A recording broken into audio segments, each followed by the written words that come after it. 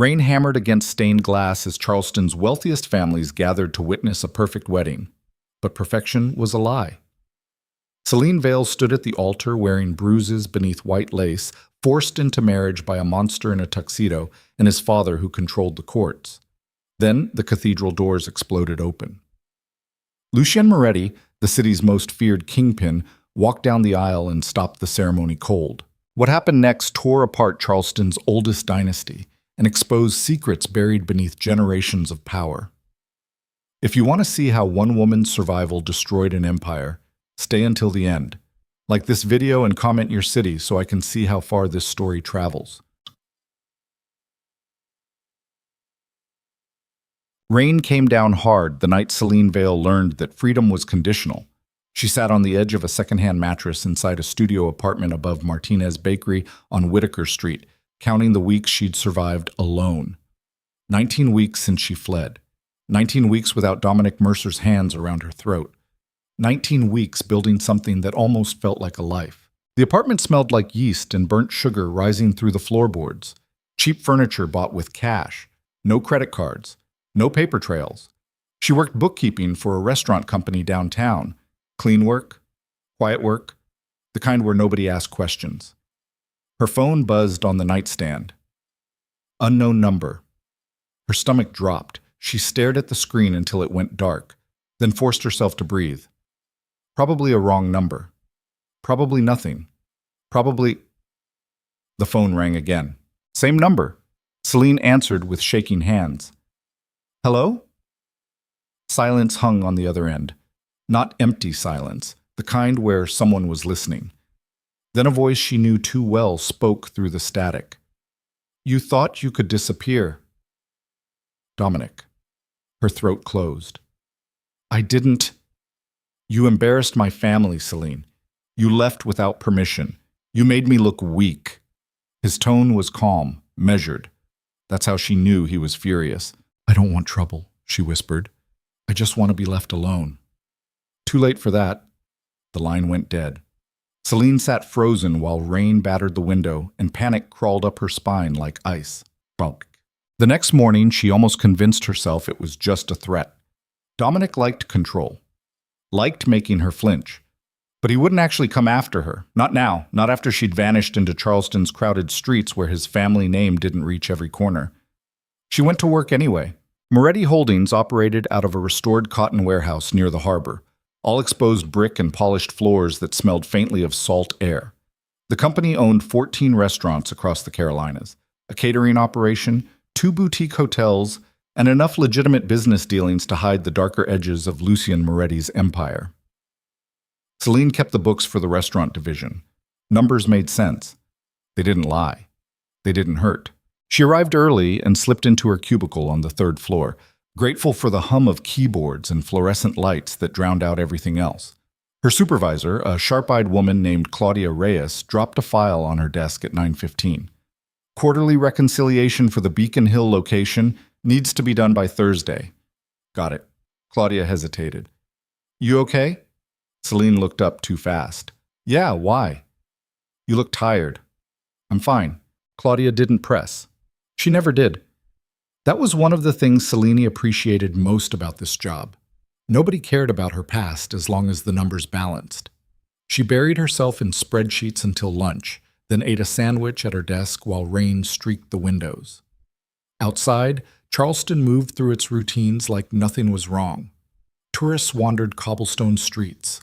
Horse-drawn carriages clattered past historic mansions. Wealth draped itself in charm and magnolia blossoms. Celine had learned the hard way that beauty could hide rot. By 3 o'clock, her phone buzzed again. Unknown number. She almost didn't answer, but fear had teeth and it bit down hard. Hello? Miss Vale. The voice wasn't Dominic's. This one belonged to an older man, smooth, cultured, the kind of voice that commanded courtrooms. Who is this? Judge Everett Mercer, Dominic's father. Her blood turned cold. I think we should meet, the judge continued. There are matters we need to discuss regarding your departure. I don't have anything to say to you. Then listen, tomorrow, noon, your apartment. How do you... I know where you live, Miss Vale. I know where you work. I know every step you've taken since you left my son." His tone remained pleasant. "Noon tomorrow. Don't make me ask twice." The line went dead. Celine sat staring at her phone while her heart hammered against her ribs. That night she didn't sleep. She paced her apartment until her legs ached, then sat by the window watching headlights crawl through rain-soaked streets below. Every car that slowed made her flinch. Every shadow looked like someone waiting. By morning, exhaustion had carved hollows beneath her eyes. At 11:45, she stood in the center of her apartment, trying to decide if running would save her or just delay the inevitable. At 11:58, footsteps echoed in the stairwell. 3 sharp knocks rattled her door. Celine opened it with trembling hands. Judge Everett Mercer stood in the hallway wearing a tailored charcoal suit and the kind of calm expression that came from decades of unquestioned authority. Silver hair, cold blue eyes, a face Charleston recognized from campaign billboards and charity galas. Behind him stood 2 men in dark suits who didn't bother pretending they weren't security. "Miss Vale." The judge stepped inside without waiting for permission. "Thank you for your cooperation." Celine backed toward the kitchen counter. "I didn't cooperate. You threatened me." "Semantics." He glanced around the apartment with faint distaste. "Small space, but I suppose it's functional." "What do you want?" The judge settled onto her second-hand sofa like he owned it. "To make you an offer." "I'm not interested." "You haven't heard it yet." Celine's hands clenched into fists. "I left your son because he put me in the hospital twice. I'm not going back. I'm aware of Dominic's temperament." The judge folded his hands calmly. "It's unfortunate, but irrelevant." "Irrelevant?" "My family has a reputation to protect. Your sudden disappearance created awkward questions. Questions that damage carefully built alliances." He paused. "You will return. You will marry Dominic within 3 weeks. You will smile for the cameras and play the role expected of you." Celine laughed, a bitter, breathless sound. "You're insane." "Am I?" The judge reached into his jacket and withdrew a manila envelope. He placed it on the coffee table between them. "Open it." She didn't move. "Go ahead," he said pleasantly. "I insist." Celine picked up the envelope with shaking hands and pulled out a stack of documents.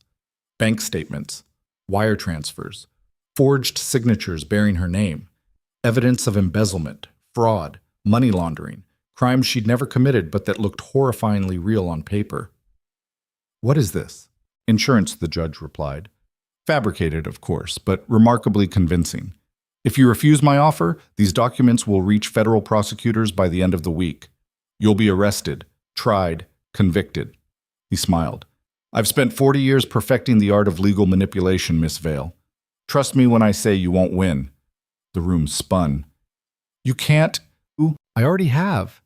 He stood and adjusted his cuffs. "The wedding is scheduled for 3 weeks from Saturday. St. Aurelius Cathedral, 4 o'clock. Invitations have already been sent." Celine's voice cracked. "I won't do it." The judge paused at the door. "Then I'll also reach out to Mara Quinn." Celine's breath caught. "Yes," the judge continued softly. "I know about Mara, the woman who worked in our household for 6 years before fleeing with rather damaging information about certain business arrangements my associates prefer to keep private." He tilted his head. "She's living in Raleigh now, under an assumed name. Fragile woman, easily frightened. I imagine federal marshals showing up at her door with questions about obstruction of justice would be quite distressing." "Leave her alone. Then do as you're told." The judge opened the door. 3 weeks, Miss Vale. White dress, beautiful smile, and afterwards you'll continue playing the dutiful wife until I decide otherwise." He glanced back. "Oh, and don't bother running. I'll know before you reach the city limits." The door closed behind him. Celine collapsed onto the floor and pressed her hands against her mouth to stop the scream clawing up her throat. She didn't go to work the next day, or the day after that. She sat in her apartment staring at the fabricated documents while her mind spiraled through every possible escape route and found nothing but dead ends. If she ran, Mara died. If she fought, she lost. If she married Dominic, she disappeared back into the nightmare she barely survived the first time. On the 3rd day, Claudia called. Celine, you okay? I'm sick, Celine lied. I'll be back Monday. Take the time you need. Claudia hesitated. But if something's wrong, you can tell me. Nothing's wrong. The lie tasted like ash. What Celine didn't know was that her absence had already been noticed by someone far more dangerous than Claudia Reyes. Lucien Moretti sat in his office on the 5th floor of Moretti Holdings, reviewing quarterly reports when Rafael Cruz, his head of security, knocked twice and entered without waiting. Celine Vale hasn't shown up for work in 3 days, Rafael said. No calls, no explanation. Claudia says she claimed illness, but her voice sounded off. Lucien looked up from the financial statements spread across his desk. And? You told me to watch her. I told you to make sure she was safe. Same thing. Rafael leaned against the doorframe. You want me to check on her? Lucien set down his pen slowly. Why would I care if an accountant takes sick leave? Rafael raised an eyebrow. Because you've been watching her for 6 months like she's a puzzle you're trying to solve. She's good at her job. She's terrified, and you notice things like that. Lucien said nothing. Rafael waited. Finally, Lucien stood and walked to the window overlooking the harbor. Ships moved through gray water beneath low clouds. Charleston spread out before him, a city built on old money, older secrets, and power structures that bent but rarely broke. Find out what's happening, Lucien said quietly. Legal or illegal methods? Efficient methods. Rafael smiled. My favorite kind. It took Rafael 48 hours to uncover the truth. He sat across from Lucien in the same 5th floor office and laid out the findings with clinical precision. Celine Vale, 26, foster system graduate, no family, dated Dominic Mercer for 18 months before disappearing 7 months ago. Rafael slid a folder across the desk. Hospital records show 2 emergency room visits during that time. Broken ribs, concussion, both explained away as accidents. Lucien's expression didn't change, but his hand stilled on the armrests.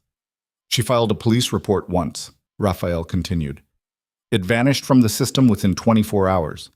Guess who made it disappear? Judge Mercer. Correct. Rafael pulled out another document. 3 weeks ago, the judge visited her apartment. Security footage from the bakery downstairs caught him entering with 2 bodyguards. He stayed 12 minutes. What did he want? Don't know yet. But 2 days later, wedding invitations went out for Dominic Mercer and Celine Vale. Ceremony scheduled for Saturday at St. Aurelius Cathedral. Lucien leaned back slowly. She agreed to marry him. Looks that way. Why? Rafael hesitated. That's the part that doesn't make sense. She ran from him 7 months ago. Why go back now? Lucien stared at the folder for a long moment. Because someone forced her. You want me to dig deeper? No. Lucien stood and buttoned his jacket. I'll handle this myself. Rafael blinked. You? Yes. Lucien, she's an accountant who filed numbers for 6 months. Why does this matter? Lucien walked to the door, then paused. Because nobody should be forced into a cage. Rafael watched him leave, then muttered under his breath. This is going to get complicated. Lucien found Celine 3 days before the wedding. She was sitting alone in Franklin Park at dusk, staring at the fountain while families packed up picnic blankets and joggers finished their evening routes. She wore jeans and an oversized sweater that swallowed her frame. Her hair hung loose around her face. She looked smaller than he remembered. Lucien approached slowly and stopped a few feet away. Miss Vale. She startled and looked up, eyes wide with panic until recognition settled in. Mr. Moretti? She stood quickly, brushing invisible dirt from her jeans. I'm sorry, I didn't mean to... Sit. She sat. Lucien lowered himself onto the bench beside her, close enough to speak quietly, but far enough to avoid crowding. You've been missing work. I know. I'm sorry. I've been... Don't apologize. His voice was calm, steady. Just tell me what happened. Celine shook her head. Nothing. I've just been sick. You're lying. She flinched. Lucien turned to face her fully. I know about Dominic Mercer. I know about the hospital visits. I know about the wedding. Celine's breath hitched. How? I pay attention. He paused. Why are you marrying him? It's complicated. Uncomplicate it. She laughed bitterly. You wouldn't understand. Try me. For a long moment, Celine said nothing, then quietly, his father will destroy me if I don't. He'll hurt someone I care about, and I don't have any way to fight back. Lucian studied her face, the bruises hidden beneath makeup, the exhaustion carved into her features, the way her hands trembled even when she tried to hold them still. What if I told you there's another option? He said. Celine looked at him like he'd just offered her the moon. There isn't? There is. Lucian leaned forward slightly. Let me handle the Mercers. You can't. I can. His tone carried absolute certainty. And I will. But I need you to trust me. Celine stared at him, searching his face for the lie, the trap, the angle that would hurt her later. She found nothing but steady gray eyes and a promise that felt impossibly real. Why would you help me? She whispered. Lucienne hesitated. Then, because 6 months ago, you stayed late to finish reconciliation reports nobody else cared about. Because you never stole, never lied, never caused problems. Because I watched you eat lunch alone every day like you were afraid someone would take it away. He paused. And because nobody deserves to be handed back to the person who broke them. Celine's throat tightened. What do I have to do? She asked. Nothing. Lucien stood. Just show up to the wedding. That's it? That's it. He pulled a business card from his jacket and handed it to her. If anything changes before Saturday, call me, day or night. Celine took the card with shaking hands. What are you going to do? Lucien smiled, a cold, dangerous expression that made her believe for the first time in months that maybe the Mercers weren't untouchable after all. I'm going to burn their empire to the ground. Tanshams. Lucian spent the next 72 hours orchestrating a war. He pulled every resource he controlled. Investigators, hackers, lawyers, federal contacts cultivated through years of carefully balanced favors. Raphael coordinated the operation with ruthless efficiency, tracking down witnesses, unsealing records, and building a case that could withstand legal retaliation. What they uncovered was worse than expected. The Mercers weren't just corrupt. They were architects of a trafficking network stretching across 3 states, moving women through Charleston's shipping routes under the protection of falsified judicial orders and bribed customs officials. Judge Everett Mercer had sealed case files, disappeared witnesses, and buried evidence for over 2 decades. Dominic's abuse wasn't an aberration, it was inheritance. Lucien reviewed the evidence late into the night while rain hammered the windows of his penthouse office. Financial transactions, sealed court documents, testimony from survivors who'd been silenced through intimidation and legal manipulation, medical records showing injuries explained away as accidents, and at the center of it all, Mara Quinn, the former housekeeper who'd fled the Mercer estate after discovering shipping manifests that didn't match legitimate cargo. The woman Judge Mercer was using as leverage against Celine. Lucien made a single phone call. I need someone extracted from Raleigh, he told Raphael. Quietly, safely, tonight. Already done, Raphael replied. She's in a secure location with federal protection. Marshals are keeping her isolated until Saturday. Good. Lucien hung up and stared out at the city lights bleeding through rain-soaked darkness. Saturday couldn't come fast enough. The morning of the wedding, Celine stood in a dressing room at St. Aurelius Cathedral, wearing a gown she hadn't chosen. White silk, lace sleeves, a collar high enough to hide the bruises Dominic left during their reunion dinner 2 nights earlier, a meal where he reminded her exactly what happened to women who embarrassed him. She stared at her reflection and barely recognized the woman looking back. A stylist fussed with her veil. A makeup artist touched up foundation that covered more than blemishes. Bridesmaids she didn't know chattered nervously near the doorway. Celine's phone buzzed inside her clutch. Unknown number. She opened the message with trembling hands. 3 words. Don't say yes. Her breath caught. She read it again, then a 4th time until the words blurred. Someone knocked on the door. 5 minutes, Miss Vale. Celine deleted the message, slipped the phone back into her clutch, and stood. Outside, 300 of Charleston's wealthiest families filled the cathedral pews. cameras positioned discreetly along the walls, security stationed at every exit. Judge Mercer sat in the front row wearing a satisfied smile, and at the altar, Dominic Mercer waited in a tailored tuxedo, looking every bit the perfect groom. Celine walked down the aisle alone. No father to give her away.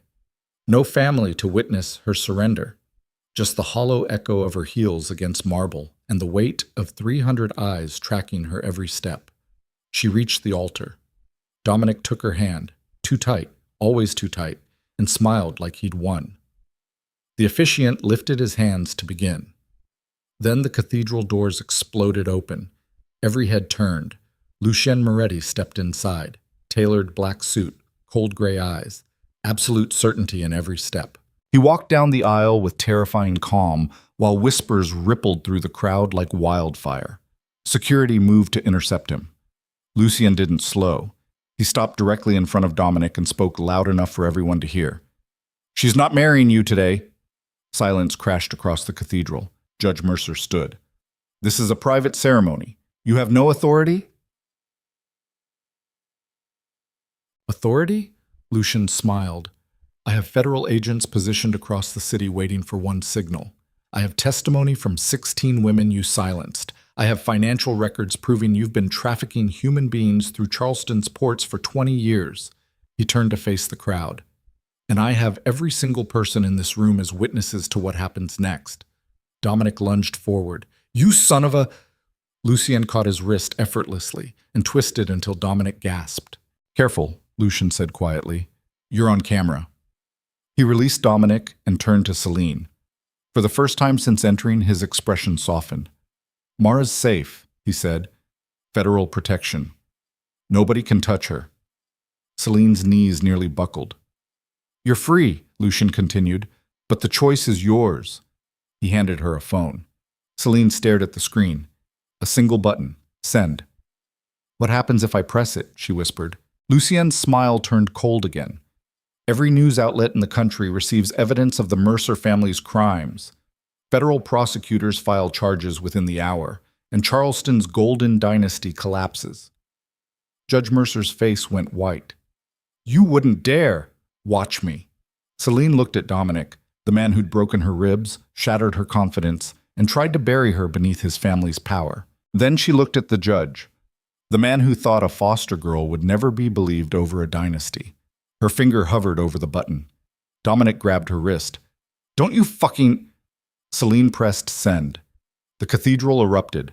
Every phone in the room exploded with notifications simultaneously. Documents flooded newsrooms. Federal databases updated in real time. FBI servers received encrypted files containing 2 decades of evidence. Guests screamed, cameras flashed, politicians bolted for side exits. Federal agents stormed through the main doors before anyone could move. Dominic was dragged away in handcuffs, still wearing his tuxedo, while photographers captured every second of his humiliation. Judge Mercer stood frozen as his carefully constructed empire disintegrated around him. And Celine pulled the veil from her head and let it fall to the marble floor like a ghost finally leaving her body. She walked back down the aisle. Free.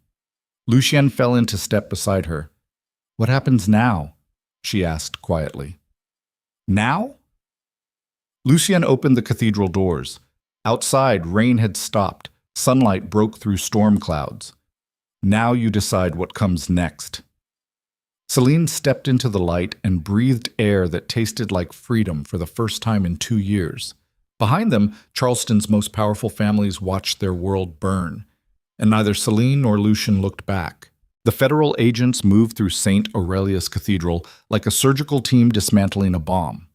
Celine stood on the front steps watching Charleston's elite stumble into the afternoon sunlight, politicians covering their faces from cameras, socialites clutching pearls while their husbands made frantic phone calls to lawyers who wouldn't answer. The wedding guests who came to witness a dynasty's triumph were now fleeing a crime scene. Judge Everett Mercer emerged in handcuffs, flanked by 2 federal marshals. His silver hair remained perfectly combed. His expression stayed calm, but his eyes found Celine's across the stone steps, and the hatred there was so pure it felt like a physical blow. "This isn't over," he said quietly as they led him past. Celine's hands shook. Lucian stepped between them without a word. His presence alone made the judge look away first. The marshals guided Judge Mercer toward a waiting sedan. Cameras flashed. Reporters shouted questions that nobody answered. Celine watched until the car disappeared around the corner, then her knees gave out. Lucian caught her before she hit the ground. "I've got you," he said. She pressed her face against his shoulder and tried to remember how to breathe. Peace. Raphael appeared 15 minutes later driving a black SUV with tinted windows. He pulled up to the cathedral's side entrance where Lucien had moved Celine away from the media circus still raging out front. "We need to go," Raphael said through the open window. "Now." Lucien helped Celine into the back seat, then climbed in beside her. Raphael accelerated before the door fully closed. "Where are we going?" Celine asked. "Somewhere safe," Lucien replied. "That's not an answer. It's the only one I've got right now." Celine stared out the window as Charleston blurred past. Her wedding dress felt like a costume she couldn't take off. The fabric pressed against her skin like a second layer of bruises. Raphael caught her eye in the rearview mirror. "You did good back there." "I destroyed everything." "You survived," Lucien corrected. "There's a difference." Celine didn't respond. She was too busy watching her phone explode with notifications, news alerts, social media posts, messages from numbers she didn't recognize. The story was everywhere. Photos of her in the wedding dress, photos of Dominic in handcuffs, headlines screaming about Charleston's fallen dynasty. She turned the phone off and pressed her forehead against the cool glass. "Where's Mara?" she asked quietly. "Federal safe house in Virginia," Raphael said. "She's been asking about you every hour." "Can I talk to her?" "Not yet. Marshals want to keep communication locked down until the initial interviews are complete." Raphael turned onto a side street. "But she's safe.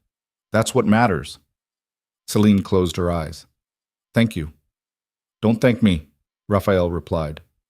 "Thank him." She glanced at Lucien, who was staring out his own window like he hadn't just orchestrated the destruction of one of the South's most powerful families. "Why did you help me?" Celine asked. Lucien didn't look at her. "I already told you." "No. You told me a reason. I'm asking for the truth." He finally turned to face her. "Because I know what it's like to be trapped. You're Lucien Moretti. You're not trapped by anything. Everyone's trapped by something." His voice was low, tired. "Money, power, reputation, fear. The things we've done that we can't take back." He paused. "I saw you trying to disappear into a life that didn't hurt you, and I recognized it. That's all." Celine studied his face, the sharp jawline, the cold gray eyes that weren't quite as cold up close, the exhaustion he hid beneath expensive suits and controlled movements. "What are you trapped by?" she asked. Lucien smiled, but it didn't reach his eyes. "Everything." Raphael pulled into an underground parking garage beneath a high-rise building near the waterfront. The SUV descended 3 levels before stopping in a section marked private. "We're here," Raphael said. Lucien's penthouse occupied the entire top floor.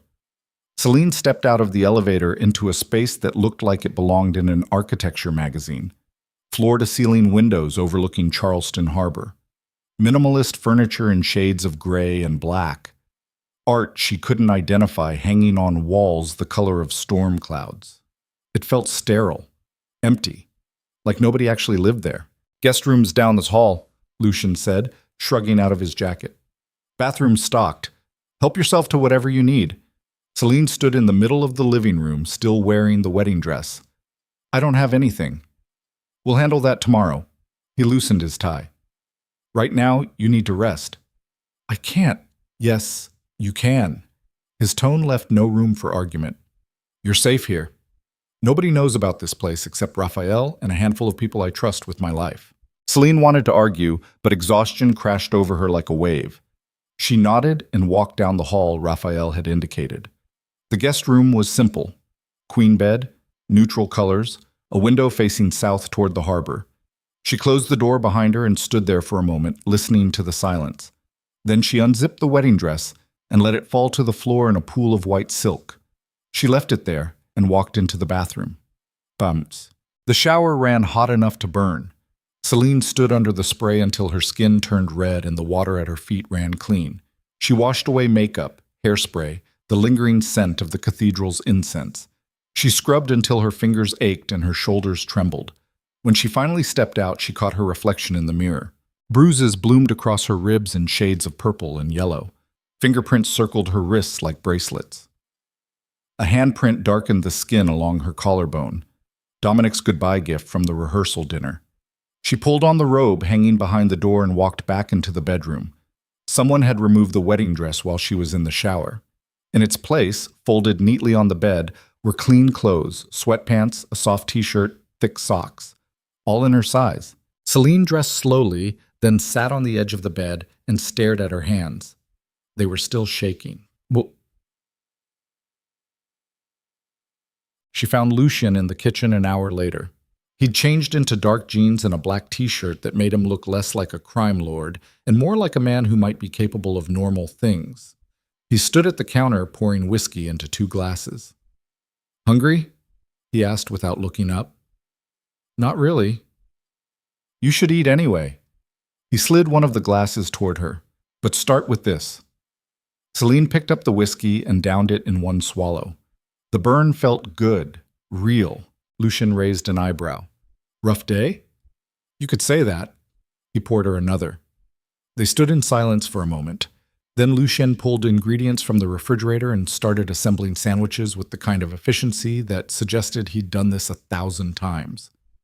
"You cook?" Celine asked. "I survive." He sliced tomatoes with a chef's knife. "There's a difference. Seems like you're good at surviving. Practice." He handed her a plate. "Eat." Celine took a bite even though her stomach felt like it was full of broken glass. The sandwich was simple: turkey, cheese, lettuce, mustard, but it tasted better than anything she'd eaten in weeks. They ate standing up in the kitchen while Charleston glowed through the windows behind them. "What happens now?" Celine asked finally. Lucien set down his glass. Federal prosecutors build their case. Grand jury convenes. Indictments get filed. The Mercers spend the next year watching their empire collapse in slow motion. And me? You disappear. I've been trying to do that for months. It didn't work. That's because you were alone. Lucien met her eyes. Now you're not. Celine wanted to believe him, wanted to trust that this wasn't just another cage painted to look like freedom. But trust was a muscle she'd forgotten how to use. "I need to see Mara," she said. "I'll arrange it." "When?" "Soon." He paused. "But there's something you need to understand first." "What?" "The Mercers are finished, but they're not harmless. Judge Mercer still has connections, lawyers, people who owe him favors, and Dominic." Lucien's jaw tightened. "Dominic's going to fight this with everything he has." "Let him. He'll come after you." "I know." Lucien stepped closer. "I mean it, Celine. He'll use every resource he can reach to destroy you. Character assassination, legal retaliation. Worse." "I'm not afraid of him anymore." "You should be." Celine set down her plate and looked Lucien directly in the eye. "I spent 2 years being afraid. I'm done." For a long moment, neither of them moved. Then Lucien nodded slowly. "Okay. Okay? If you're going to fight, I'll make sure you have the weapons to win." The first interview request came at dawn. Celine woke to her phone buzzing on the nightstand, a new number she didn't recognize. She answered without thinking. "Miss Vale?" A woman's voice, professional, eager. "This is Amanda Cross from the Associated Press. I was hoping to schedule an interview regarding yesterday's events at..." Celine hung up. The phone rang again immediately. She turned it off and stared at the ceiling. Downstairs, she found Lucien already awake, sitting at the dining table with a laptop and 3 phones arranged in front of him like weapons. He looked like he hadn't slept. "Coffee's fresh," he said without looking up. Celine poured herself a cup and sat across from him. "Reporters are calling." "I know. They've been trying to reach me since 4 a.m. He closed the laptop. "Don't answer. Don't engage. Let the story burn itself out." "What if it doesn't? Then we control the narrative." He pushed one of the phones toward her. "New number. Clean. Untraceable. Only 5 people have it. Me, Raphael, your lawyer, the federal prosecutor, and Mara's handler. I have a lawyer? As of 6 hours ago, yes, Patricia Chen, best defense attorney in the Southeast. She's expensive, ruthless, and she doesn't lose. Lucian leaned back. She'll handle any legal fallout from the Mercers' retaliation. Celine wrapped her hands around the coffee mug. Why are you doing this? I told you. No. The real reason. She met his eyes. Nobody does this much for an accountant they barely know unless there's something in it for them. Lucian was quiet for a long time. Then, you're right, there is something in it for me. What? Watching the Mercers fall. His voice was cold, controlled. Judge Mercer built his career burying cases that would have exposed people like him. He's responsible for dozens of trafficked women disappearing into systems designed to silence them. And Dominic, he stopped, took a breath. Dominic's a predator who thought a last name made him untouchable. So this is revenge? This is justice. Lucienne stood and walked to the windows. There's a difference. Celine joined him, staring out at the harbor where ships moved through morning fog. What did they do to you? Nothing. Liar? Lucian glanced at her, and for just a second she saw something raw flicker across his face before he locked it down. 5 years ago, he said quietly, a woman I knew tried to press charges against one of Judge Mercer's associates. The judge sealed the case, paid off witnesses, destroyed evidence. She ended up in a psychiatric facility with a diagnosis that ensured nobody would ever believe her again. Celine's breath caught. What happened to her? She killed herself 3 months later. The silence that followed felt like falling. I'm sorry, Celine whispered. Don't be. Lucian's expression hardened. Just make sure the Mercers pay for every single person they've hurt. Patricia Chen arrived at noon carrying a briefcase and an expression that could cut glass. She was 45, Chinese-American, and dressed in a charcoal suit that probably cost more than Celine's monthly rent. She sat at Lucien's dining table, opened her briefcase with the precision of a surgeon, and pulled out a stack of documents. Let's be clear, Patricia said, looking directly at Celine. The Mercers are going to come after you with everything they have. Character assassination, civil suits, attempts to paint you as unstable, opportunistic, or complicit in their crimes. She tapped the documents. We're going to make sure none of it sticks. How? Celine asked. By being smarter, faster, and meaner than they are. Patricia slid a folder across the table. First step, your testimony.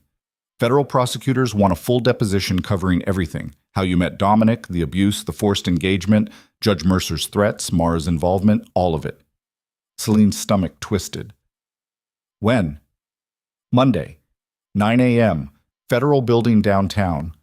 Patricia's expression softened slightly. I'll be there. You won't face them alone. What if I can't do it? Then the Mercers win. Patricia's voice was matter-of-fact. And everything Lucien did to expose them becomes worthless. Celine looked at Lucian, who was standing near the windows with his arms crossed. Your choice, he said quietly. Celine turned back to Patricia. What do I need to do? Check. They spent the next 3 hours preparing. Patricia walked Celine through every detail of the deposition process. The questions prosecutors would ask, the traps defense attorneys would set, the way trauma made memory unreliable, and how to handle moments when her mind went blank. They're going to push you, Patricia warned. They'll ask about things you don't want to remember.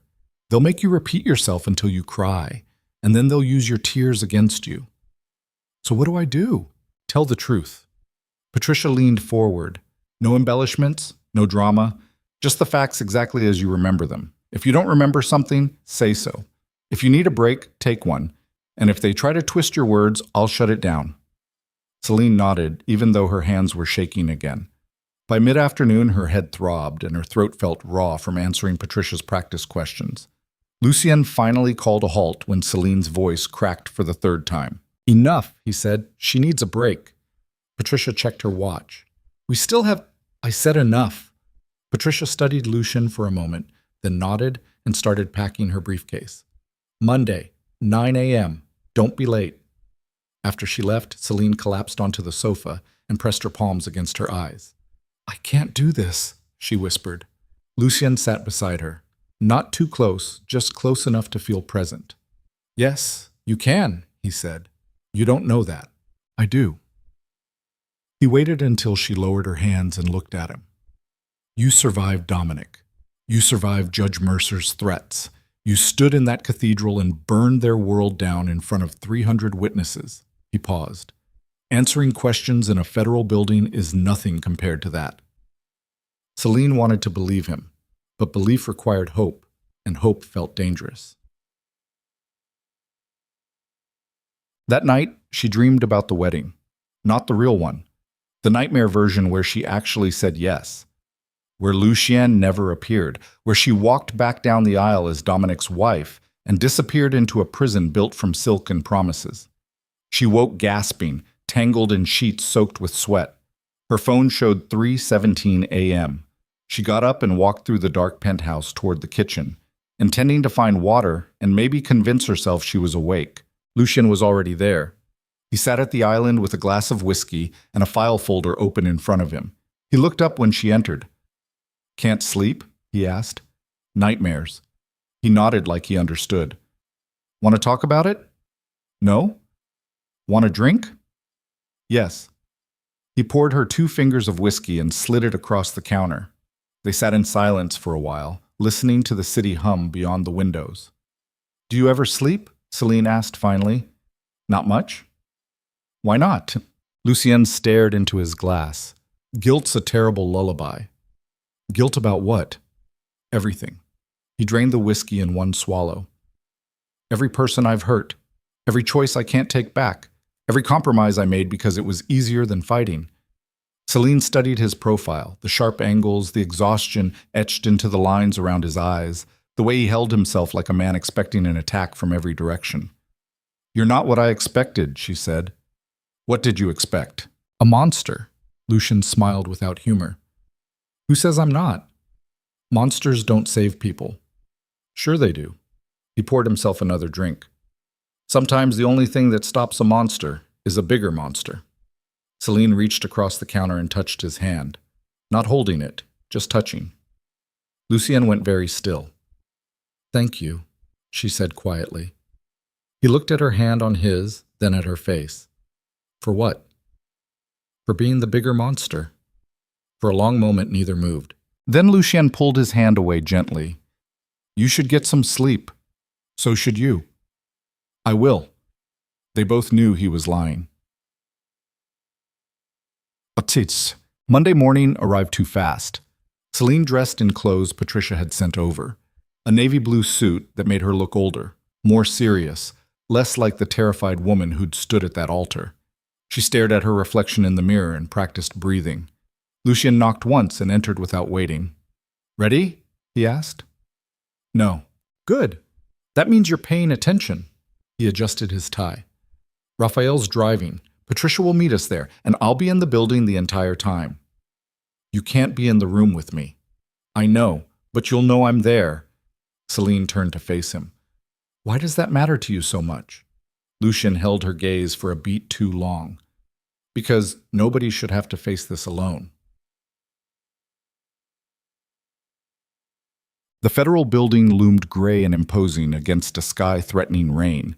Raphael pulled up to a side entrance where Patricia waited with 2 federal marshals. Reporters crowded the front steps, shouting questions that nobody answered. "Stay close," Patricia said as Celine climbed out of the SUV. "Don't look at the cameras. Don't respond to anything they say." They moved through the building like a tactical unit, Patricia leading, marshals flanking, Celine in the middle, trying to remember how to breathe. The deposition room was smaller than she expected. A long table, recording equipment, 3 federal prosecutors on one side, an empty chair on the other. Patricia guided Celine to the chair and sat beside her. "Remember," Patricia whispered, "truth, precision, no embellishment." Celine nodded. The lead prosecutor, a severe woman in her 50s named Director Walsh, opened a file and looked directly at Celine. "State your full name for the record." "Celine Marie Vale." "And you understand you're here voluntarily to provide testimony regarding crimes allegedly committed by Dominic Mercer and Judge Everett Mercer?" "Yes." "Let's begin." Director Walsh clicked her pen. How did you meet Dominic Mercer? Celine's throat tightened, but she forced the words out anyway. Basect. 3 hours later, Celine stumbled out of the deposition room feeling like she'd been turned inside out. Patricia caught her elbow. You did well. I threw up twice. And you kept going. That's what matters. Patricia guided her toward a private elevator. The prosecutors have everything they need. Now we wait. For what? For the Mercers to make their next move. They didn't have to wait long. Raphael met them in the parking garage with his expression darker than usual. We have a problem, he said. Lucian stepped out of the SUV. What happened? Dominic posted bail an hour ago. The world tilted. How? Celine whispered. The charges. His lawyers argued he wasn't a flight risk. Judge granted bail at $5 million. The family posted it immediately. Raphael's jaw clenched. He's out. Lucian's expression went cold. Where's he now? Unknown. He left the detention center with his attorneys and disappeared. Celine felt the ground drop out from under her. Dominic was free. Somewhere in Charleston, the man who'd broken her ribs and shattered her life was walking around free while she hid in a penthouse prison of a different kind. We need to move her, Raphael said to Lucien. Now. Move me where? Celine's voice cracked. Lucien turned to face her. Somewhere he can't find you. I'm not running again. This isn't running. This is strategy. It feels the same. It's not. Lucien's tone was firm. Dominic's going to try something, and when he does, I need you somewhere I can protect you. Celine laughed bitterly. So I traded one prison for another? That's not fair. Isn't it? She stepped back. You say I'm free, but I'm still hiding, still afraid, still letting him control my life. He'll kill you if you're not careful. Then let him try. The words erupted before she could stop them. I'm tired of being afraid. I'm tired of hiding. I'm tired of waiting for someone else to save me. Silence fell across the parking garage. Lucien stared at her. What are you saying? Celine met his eyes. I'm saying I want to fight back. You already did. You gave testimony. I want to face him. Her voice was steady now, clear. Not in a courtroom, not through lawyers. I want him to see what he didn't break. Raphael muttered something under his breath. Patricia looked horrified. Absolutely not. That's the only way I'll ever be free, Celine finished. If I keep hiding, he wins. Even if he goes to prison, he wins, because I'm still afraid. Lucien's expression was unreadable. What exactly are you proposing? Celine took a breath. I want to talk to him, face to face, somewhere public, somewhere he can't hurt me. That's suicide. No, that's taking my life back. For a long moment, nobody spoke. Then Lucien nodded slowly. Okay? Okay? Raphael looked at him like he'd lost his mind. You're not seriously? Set it up, Lucien said to Raphael. Somewhere neutral. Cameras everywhere. Security, I trust. And I want eyes on Dominic 24/7 until it happens. Raphael opened his mouth to argue, then closed it. You're both insane. Probably, Lucien agreed. He looked at Celine. But if we're doing this, we do it my way, my terms, my protection. Celine nodded. Deal. Patricia gathered her briefcase with sharp, angry movements. I'm advising against this on every legal and personal level. Noted, Celine said. Patricia stared at her for a moment, then sighed. Fine, but I'm billing triple for this. They spent the next 48 hours planning. Raphael identified a location, a waterfront restaurant Lucien owned that could be secured completely. Cameras in every corner, armed security disguised as staff, exits controlled. Dominic's lawyers agreed to the meeting with surprising speed. He wants this, Patricia warned, which means he's planning something. Let him plan, Celine said. The night before the meeting, she couldn't sleep again. She found Lucien on the penthouse balcony staring out at the harbor. He didn't turn when she stepped outside. Second thoughts? He asked. Constant thoughts. She leaned against the railing beside him. What if I freeze? You won't. How do you know? Because you didn't freeze when his father threatened you. You didn't freeze at the cathedral, and you didn't freeze during 3 hours of federal questioning. He glanced at her. You're stronger than you think. I don't feel strong. Strength isn't about not being afraid. Lucien's voice was quiet. It's about being terrified and doing it anyway. Celine looked at him, really looked at him. The exhaustion carved into his features, the weight he carried like armor, the loneliness that clung to him even surrounded by walls and wealth. Can I ask you something? She said. Depends what it is. That woman, the one Judge Mercer destroyed. Did you love her? Lucien was silent for so long Celine thought he wouldn't answer. Then, yes. I'm sorry.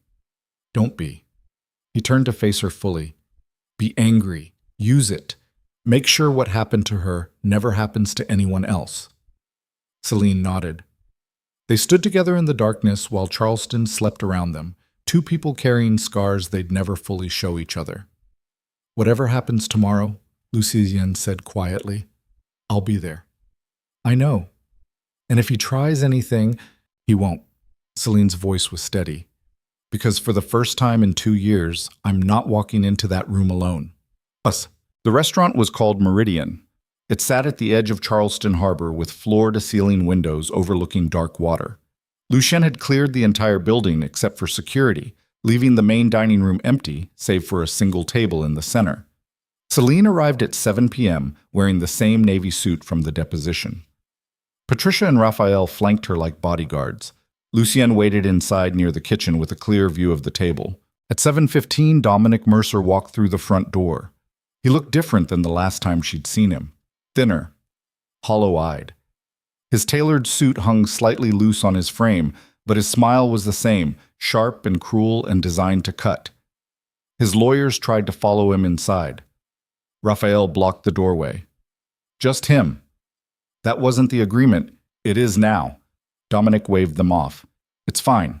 He walked to the table and sat across from Celine like they were meeting for dinner. Hello, darling, he said. Celine's hands clenched beneath the table, but her voice stayed steady. Don't call me that. Why not? We were engaged. He leaned back. Or did you forget while you were busy destroying my family? Your family destroyed itself.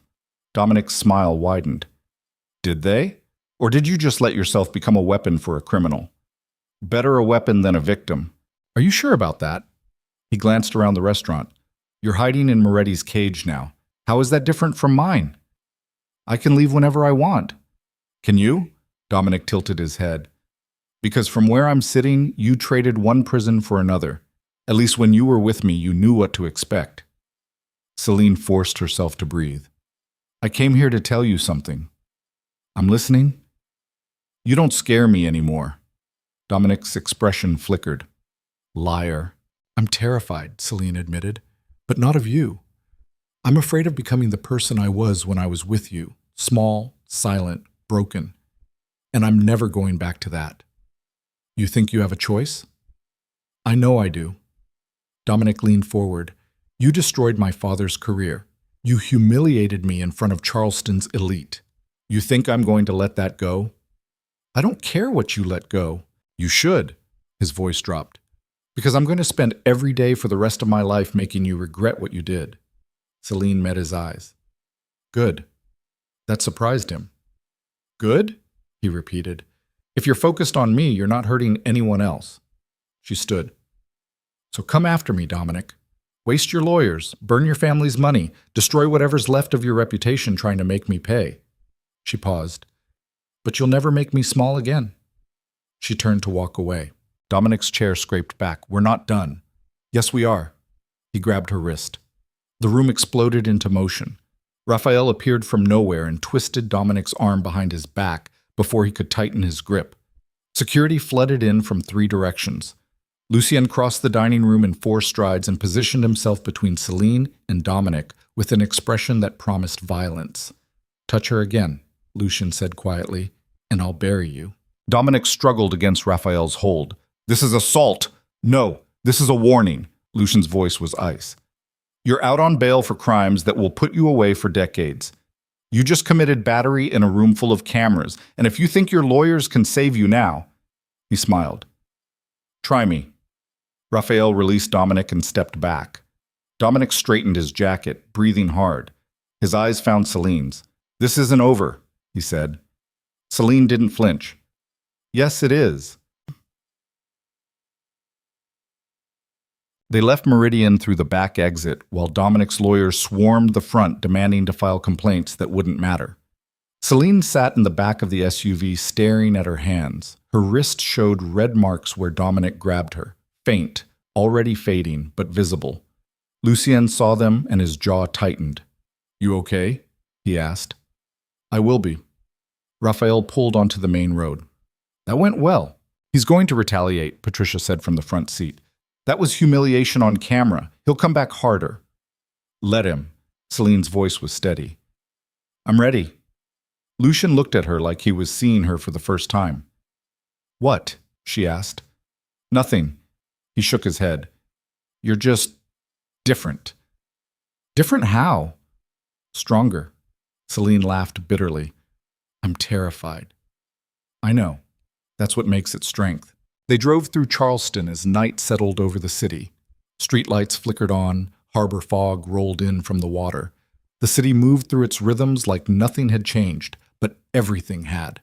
Dominic was out, dangerous, desperate, and Celine had just declared war. Back at the penthouse, she stood at the windows staring out at the lights bleeding through darkness. Lucien joined her with 2 glasses of whiskey. "What happens now?" she asked. "Now we wait for him to make his next move. And then? Then we end this." He handed her a glass, permanently. Celine drank and felt the burn settle in her chest. Outside, Charleston glowed beneath a sky heavy with coming storms. And somewhere in that city, Dominic Mercer was planning his revenge. But for the first time, Celine wasn't running. She was ready to fight back. The attack came 3 days later. Not physical, not violent. Worse. Celine woke to her phone buzzing with notifications she didn't recognize. New emails flooding an inbox she rarely checked, text messages from blocked numbers, social media accounts she'd abandoned years ago, suddenly active with tags and mentions that made her stomach drop. She opened the first email. A photo loaded slowly. Her face, Dominic's face. Both younger, both smiling. The caption beneath read, "Celine Vale, gold digger or co-conspirator?" Her hands started shaking before she finished reading the article attached. A blog post published overnight across multiple platforms, written with the polish of professional PR and the venom of someone who knew exactly where to cut. It painted her as an opportunist who'd seduced Dominic Mercer for his family's money and connections, who'd fabricated abuse claims when the relationship soured, who'd orchestrated the cathedral scandal with Lucien Moretti, a known crime boss, to extort settlements and destroy the Mercer family's reputation for profit. The evidence looked damning. Bank statements showing deposits to her account that she'd never seen before. Text messages she'd never sent. Photos doctored to remove bruises. Witness statements from people she'd never met claiming she'd bragged about taking the Mercers for everything they're worth. All of it fake. All of it believable. Celine scrolled through post after post, platform after platform, watching her credibility disintegrate in real time. The comments were brutal. Strangers calling her a liar, a whore, a criminal. Death threats mixed with rape threats mixed with promises to make her pay for destroying an innocent family. She barely made it to the bathroom before throwing up. Achak. Lucien found her 20 minutes later still sitting on the floor with her back against the bathtub. He crouched in front of her without speaking, then gently took the phone from her shaking hands and read what she'd been looking at. His expression went cold. "When did this start?" he asked. "An hour ago. Maybe more." Her voice sounded hollow. "It's everywhere, Lucien. Every platform, every news aggregator. They're calling me a con artist." "It's a smear campaign. It's working." She looked up at him with eyes that burned.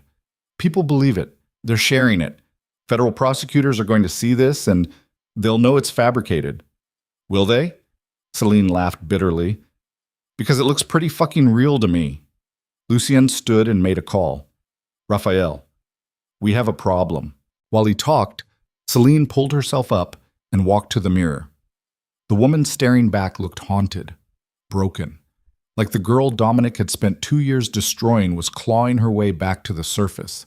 She splashed cold water on her face and tried to breathe. Behind her, Lucien ended the call. "Raphael's tracing the origin," he said. "We'll find who's behind this and shut it down." "It doesn't matter." Celine turned to face him. "The damage is done.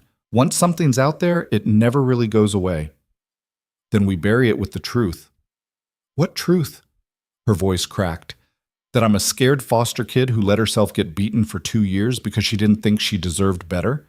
That I ran away instead of fighting? That the only reason I'm alive is because you decided to save me?" She pressed her hands against the sink. "That's not a story people want to hear. It's the story that matters."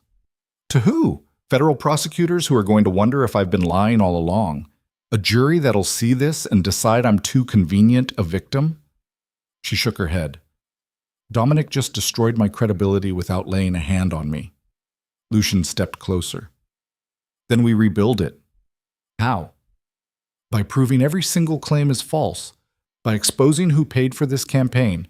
By fighting a war I can't win." Celine cut him off. "I'm not you, Lucien. I don't have money or power or connections. I'm nobody." "You're not—" "I am." The words came out harsh, final. And pretending otherwise doesn't change reality. For a long moment, Lucien just looked at her. Then his phone rang. He answered without breaking eye contact. "What?" Patricia's voice came through sharp and urgent. "Turn on the news, Channel 7, now!" Lucien grabbed the remote and flipped on the television in the bedroom. The morning news anchor sat behind a polished desk with a graphic over her shoulder reading, "Scandal or Setup." Developments in the Mercer case have taken a shocking turn as evidence emerges suggesting Celine Vale may have conspired with alleged crime boss Lucien Moretti to fabricate abuse allegations against Dominic Mercer and his family. Sources close to the investigation claim federal prosecutors are reviewing new information that calls Ms. Vale's testimony into question. Celine sank onto the edge of the bed. The anchor continued, "While legal experts debate whether this constitutes witness tampering or something more sinister. We reached out to the U.S. Attorney's Office for comment, but have not received a response. Meanwhile, Dominic Mercer's legal team released this statement. Dominic's lawyer appeared on screen. Polished, professional, devastatingly convincing. My client has maintained his innocence from the beginning. The evidence now coming to light supports what we've known all along, that Dominic Mercer is the victim of a coordinated attack designed to destroy his family and extract financial settlements through false allegations.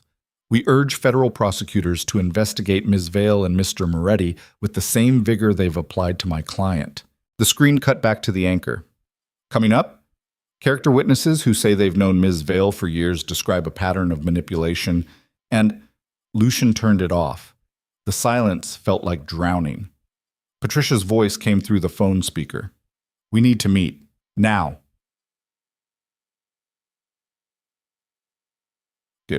Patricia arrived in the penthouse 40 minutes later looking like she'd aged a decade overnight.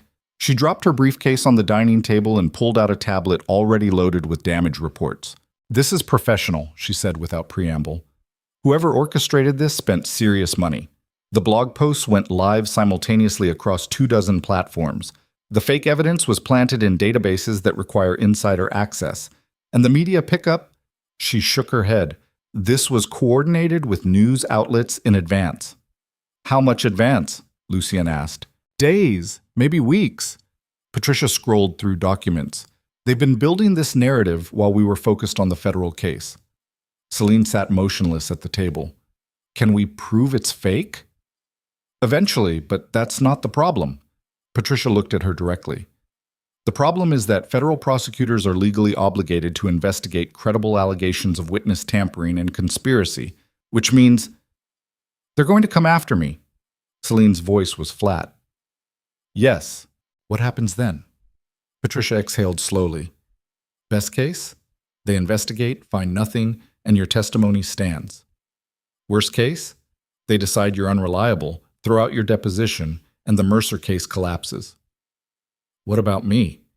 If they think you and Lucien conspired to fabricate charges?" Patricia's expression was grim. "You could both face federal prosecution." The words landed like bullets. Lucien's jaw tightened. They won't find anything because there's nothing to find.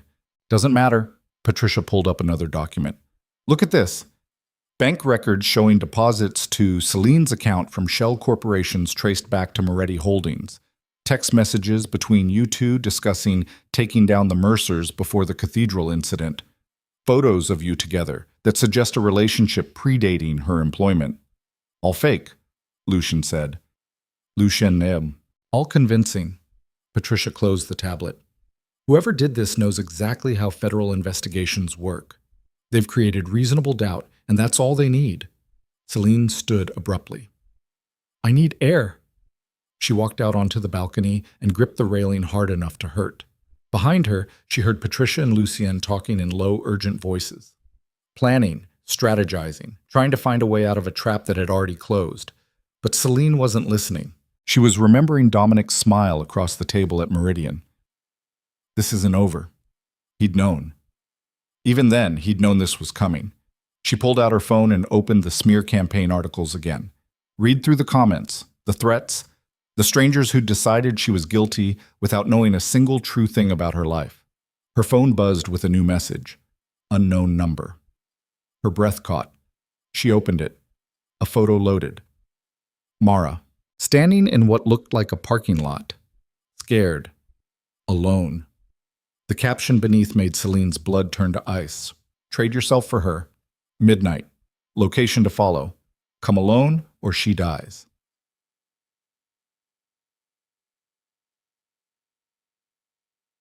Celine stared at the message until her vision blurred. Then she walked back inside. Lucien and Patricia were still at the table. They looked up when she entered. We think we can trace the shell corporations back to... Lucien stopped. What's wrong? Celine handed him the phone. His expression went from confused to furious in the space of a heartbeat. When did this come in? He demanded. 30 seconds ago. Patricia grabbed the phone and read the message. This is a trap. I know. You can't actually be considering, she's there because of me. Celine's voice was steady, calm, the kind of calm that came right before breaking. Mara ran from the Mercers to protect me. She testified to federal marshals because I asked her to, and now Dominic has her because I didn't end this when I had the chance. Lucien set the phone down carefully. We call the FBI, federal marshals, everyone. And Mara dies while they set up a tactical response. You don't know that. Yes, I do. Celine met his eyes. You know I do. Patricia started pacing. This is exactly what they want. You show up, they grab you, and suddenly there's no witnesses left to testify. The federal case collapses completely. So what's the alternative? Let Mara die? We find another way. There isn't one. Selena's voice cut through the room like glass. Dominic's been planning this from the beginning. The smear campaign wasn't about destroying my credibility. It was about isolating me, making sure nobody would believe me when I disappeared. Lucien stepped closer. You're not going alone. I have to. No, you don't. His tone was absolute. I've spent 30 years surviving in a world built on leverage and violence. You think I'm going to let you walk into a trap without backup? If you come with me, he'll kill her immediately. And if you go alone, he'll kill you both. Celine shook her head. Not right away. He'll want to gloat first, make me admit I was wrong to fight back, make me apologize. Her hands clenched. That's who he is. He can't just win. He needs to humiliate, which gives us time to extract you. Or gets everyone killed. The room fell silent. Patricia finally spoke. There has to be another option. But there wasn't. They all knew it. Celine picked up her phone. I need to do this. Lucien caught her wrist. Not hard, just enough to stop her. If you do this, he said quietly, you might not come back. I know. And you're okay with that? Celine looked at him, really looked at him. The man who'd walked into a cathedral and burned down a dynasty to save someone he barely knew. The man who'd given her safety when she'd forgotten what that felt like. The man who was looking at her now like losing her might actually break something inside him he couldn't fix. No, she said honestly. I'm terrified, but I'm going anyway. Lucien's grip tightened slightly. Then let me help. How? He He pulled out his own phone and made a call. Raphael, I need a tracking unit, subcutaneous, something that can't be found in a standard search. He paused. And I need it in 20 minutes. Depamams. Raphael arrived with a field medic and equipment that looked like it belonged in a spy movie. The tracker was smaller than a grain of rice. The medic injected it beneath the skin at the base of Celine's skull, where hair would cover the tiny insertion point. GPS accurate to 3 meters, Raphael explained. Battery life of 72 hours, and it's shielded against basic RF scanners. What if they use advanced scanners? Celine asked. Raphael didn't answer. He didn't have to. Patricia watched the procedure with her arms crossed. This is insane. Noted, Celine said. I'm serious. Federal prosecutors are going to ask why we didn't involve law enforcement. Why we didn't... Because by the time law enforcement mobilizes, Mara's dead. Celine stood and tested the injection site. It stung but didn't impair movement. And because Dominic's father spent 40 years making sure law enforcement looked the other way. Patricia opened her mouth to argue, then closed it. She knew Celine was right. Lucian handed Celine a small earpiece. Wear this. It's open channel. I'll hear everything. What if they search me? Then make sure they don't find it. He showed her how to position it deep in her ear canal where it would be nearly invisible. And Celine? Yeah? If things go wrong, if you think you can't get out, you say one word, just one, and I'll come in. What word? Anything, your choice. Celine thought for a moment. Mercy. Lucien nodded. Mercy? The second message arrived at 11:15, an address in the industrial district near the abandoned shipping yards, the same area where the Mercers had once run their trafficking operations. Of course, Dominic would choose there. He wanted her to know exactly how disposable she was. Raphael drove her to within 2 blocks of the location and parked in the shadows. You sure about this? He asked. No? Good answer. He handed her a knife in a discreet ankle sheath, just in case. Celine strapped it on and climbed out of the car. The neighborhood was industrial decay, rusted warehouses, broken streetlights, chain-link fences crowned with razor wire. The kind of place where people disappeared and nobody asked questions. She walked toward the address alone. Behind her, Raphael waited in the car with a rifle and a radio connected to Lucian's command center back at the penthouse. The warehouse appeared ahead, a massive structure with broken windows and graffiti-tagged walls. A single light burned above the entrance. Celine pushed through the door. Inside, the space opened into a vast emptiness. Concrete floors, exposed beams, the smell of rust and rotting wood. And in the center, under a circle of harsh fluorescent light, Mara. She sat tied to a chair with duct tape over her mouth. Her eyes went wide when she saw Celine. Celine started toward her. Stop! Dominic's voice echoed through the warehouse. He stepped out of the shadows wearing dark clothes and an expression that promised pain. 2 men flanked him, security, enforcers, whatever he wanted to call them. They looked like they knew how to hurt people professionally. Right on time, Dominic said. I appreciate punctuality. Celine stopped 10 feet from Mara. Let her go. Eventually, he walked closer. First, we're going to have a conversation. About what? About how badly you fucked up. Dominic circled around her slowly. You thought you could destroy my family and walk away. You thought Moretti's protection made you untouchable. You thought... He stopped directly behind her. You thought you mattered. Celine forced herself not to turn around. I know I matter. That's the difference between us. Dominic laughed. Do you? Because from where I'm standing, you're about to disappear like you never existed. And tomorrow morning, everyone will read about how you fled the country to avoid federal prosecution. How you abandoned poor Mara here to cover your tracks. How you were exactly the opportunist I always said you were. Nobody will believe that. They already do. He moved back into her line of sight. The smear campaign was just the beginning. By the time I'm done, your name will be synonymous with fraud and manipulation. And Moretti? He smiled. He'll be under investigation for conspiracy, witness tampering, and racketeering. His empire will collapse trying to defend himself. You can't. I already have. Dominic pulled out his phone and showed her a screenshot. Look familiar? It was an email. From her account. Sent to an offshore banking contact. discussing payment for services rendered in the Mercer matter. Completely fabricated. Completely believable. You'll never prove it's real, Celine said. I don't have to. I just have to plant enough doubt. Dominic pocketed the phone. And by the time anyone figures out the truth, you'll be gone. Celine's pulse hammered. What do you want? An apology. What? I want you to apologize. Dominic stepped closer. For lying about me. For destroying my family. For humiliating me in front of Charleston's elite. I want you on your knees, crying, begging me to forgive you. Celine's hands clenched. Never. Then Mara dies. He snapped his fingers. One of the enforcers pulled a gun and pressed it against Mara's head. Mara's muffled scream cut through the warehouse. Wait! Celine's voice cracked. Wait, don't apologize. She looked at Mara, terrified, shaking, tears streaming down her face. Then she looked at Dominic, the man who'd broken her ribs, shattered her confidence, made her believe she was worthless, and she made a choice. Celine dropped to her knees. I'm sorry, she whispered. Dominic smiled. Louder. I'm sorry. For what? For lying about you. For... Her voice broke. For everything. Good. Dominic crouched in front of her. Now admit you made it all up. The abuse, the hospital visits, all of it. Celine's throat closed. Behind her, through the earpiece buried deep in her ear canal, she heard Lucian's voice.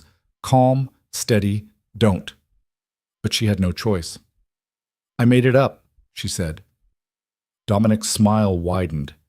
And? And I... The warehouse door exploded inward. Federal agents swarmed through the entrance with tactical gear and weapons drawn. Federal agents! Hands where we can see them! Dominic spun. What? Dominic Mercer, you're under arrest for kidnapping, witness intimidation, and violation of federal bail conditions. Everything happened at once.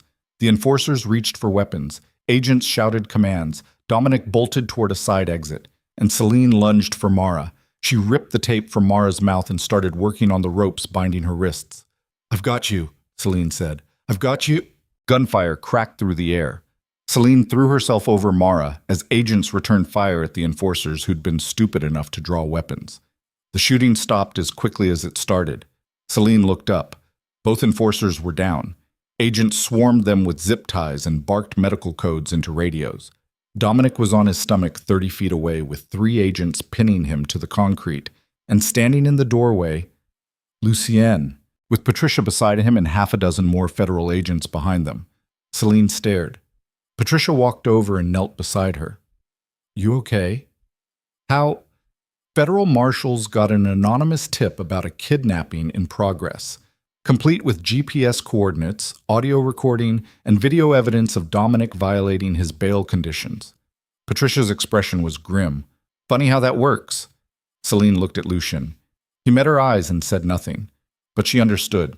He'd been recording everything, tracking everything. The moment Dominic grabbed Mara, federal jurisdiction kicked in.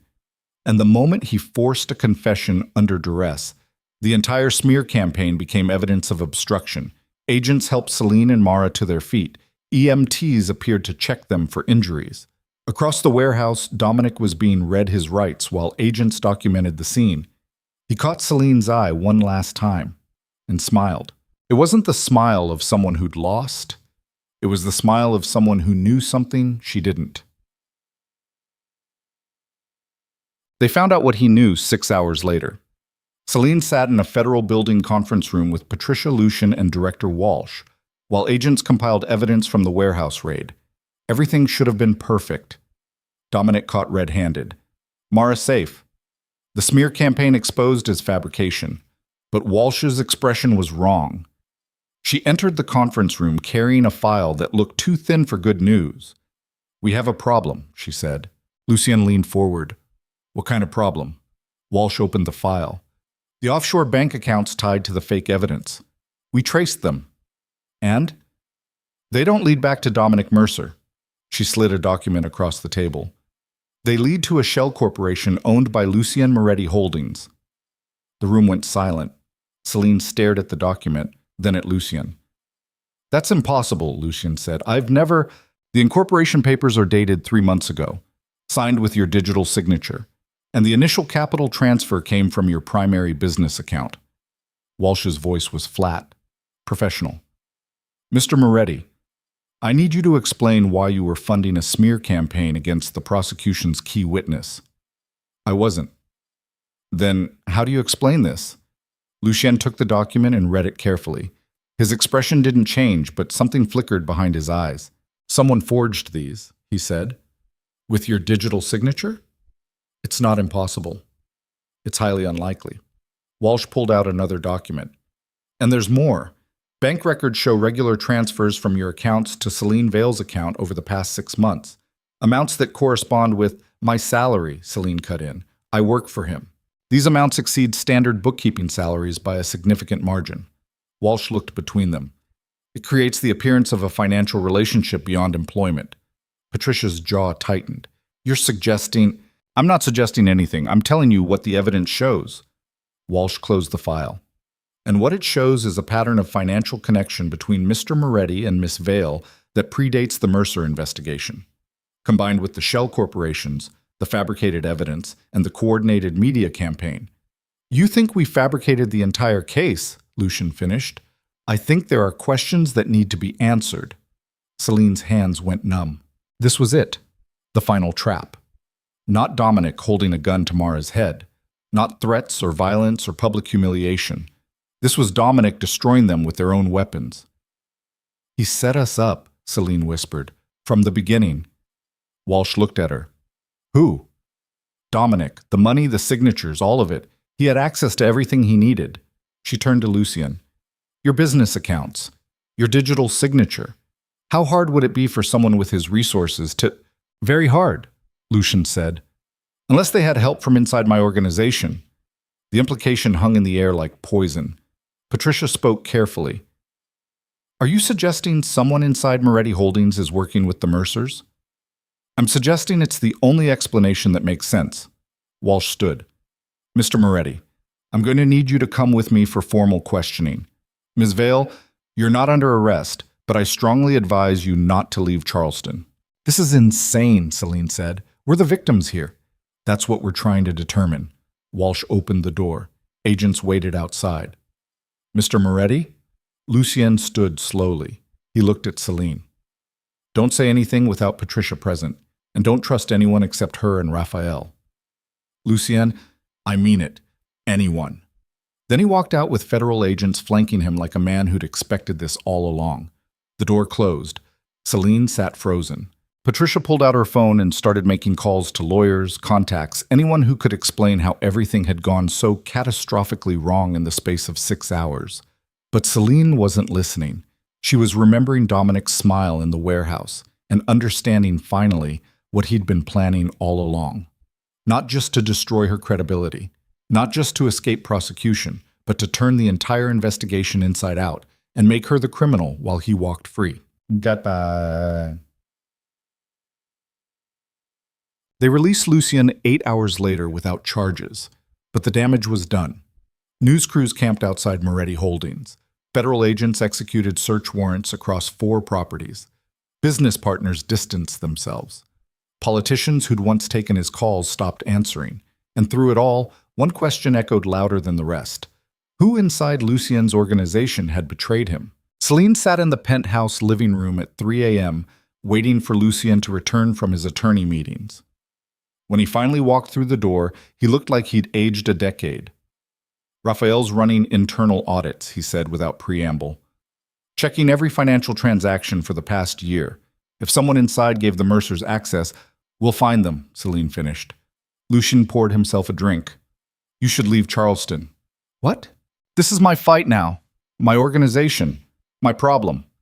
He drained the glass. You staying just makes you a target. I'm already a target. Then don't make it worse. Celine stood and crossed to where he was leaning against the window. I'm not running. It's not running. It's surviving. Same thing. She waited until he looked at her. You saved me when nobody else would. You burned down a dynasty to give me a chance to fight back. You think I'm going to abandon you the first time things get hard? This isn't hard. This is annihilation. His voice was raw. The federal investigation alone could take down everything I've built. And if someone inside betrayed me, he stopped. I don't know who to trust anymore. Trust me. Lucian laughed bitterly. You're the one person I know they're trying to destroy. Exactly. Which means I've got nothing left to lose. They stood in the darkness while Charleston moved through its rhythms outside. Ships in the harbor, cars on distant streets, a city that didn't care who survived its violence. Celine's phone buzzed. She almost didn't check it, but something made her look. Unknown number. A message loaded. A photo. Raphael. Standing in what looked like a parking garage, talking to someone whose face was turned away from the camera. The caption made Celine's blood freeze. Your loyal guard dog isn't so loyal. Ask him about the $50,000 he received last month. Ask him who paid. Ask him what he traded for it. Celine stared at the message until the screen blurred.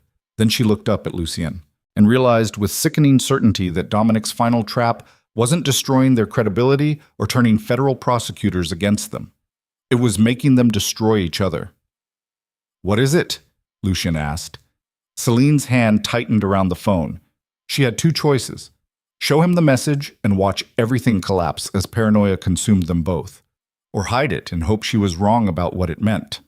Outside, dawn started bleeding across the horizon, and Celine realized that no matter which choice she made, she was about to lose everything. Celine stared at the photo of Raphael for 3 seconds that felt like hours. Then she made her choice. She handed Lucien the phone. He read the message. His expression went from confused to cold in the space of a heartbeat. When did this come in? His voice was dangerously quiet. 30 seconds ago.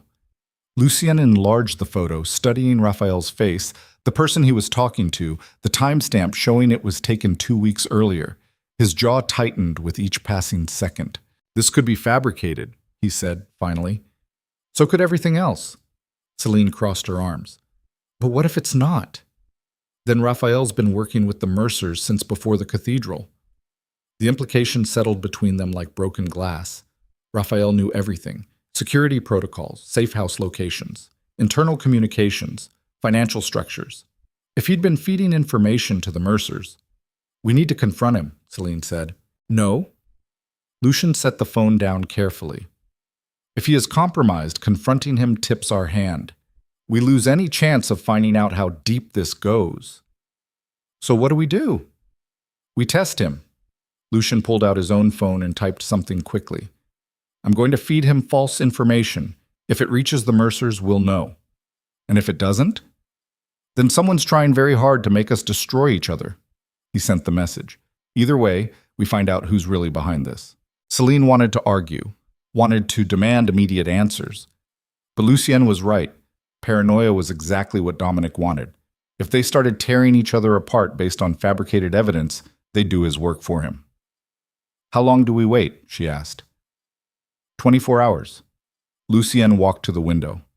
If nothing happens, Raphael's clean. If something does, he didn't finish. He didn't have to. God. The false information Lucien planted was simple. A fictitious meeting with a federal witness at a warehouse location that didn't exist, scheduled for the following night. If Raphael was compromised, the Mercers would show up. If he wasn't, nothing would happen. Celine spent the next day trying not to watch Raphael too closely. He moved through the penthouse like always, efficient, alert, professional. If he was betraying them, he showed no sign of it. But then, the best betrayals never did. Patricia arrived at noon with updates from the federal investigation that were somehow worse than expected. The forensic accountants found more fabricated transactions, she said, spreading documents across the dining table. Payments from Lucien's accounts to offshore entities that look like money laundering. Communications between you and Celine discussing handling the Mercer problem that read like conspiracy planning. All fake, Lucien said, obviously, but proving it's going to take months of digital forensics. And in the meantime, Patricia pulled up a news article on her tablet. The court of public opinion has already decided you're guilty. The headline read, Crime boss and victim or con artists. The Mercer case unravels. Celine scanned the article. It painted them as opportunistic criminals who'd weaponized the justice system for personal gain. Every legitimate piece of evidence against the Mercers was now being questioned. Witnesses were recanting. Federal prosecutors were publicly discussing whether to drop charges. Dominic's winning, Celine said quietly. Not yet. Patricia closed the tablet. But he's destroying your credibility faster than we can rebuild it. How do we stop him? We need proof. Real, undeniable proof that he orchestrated this entire setup.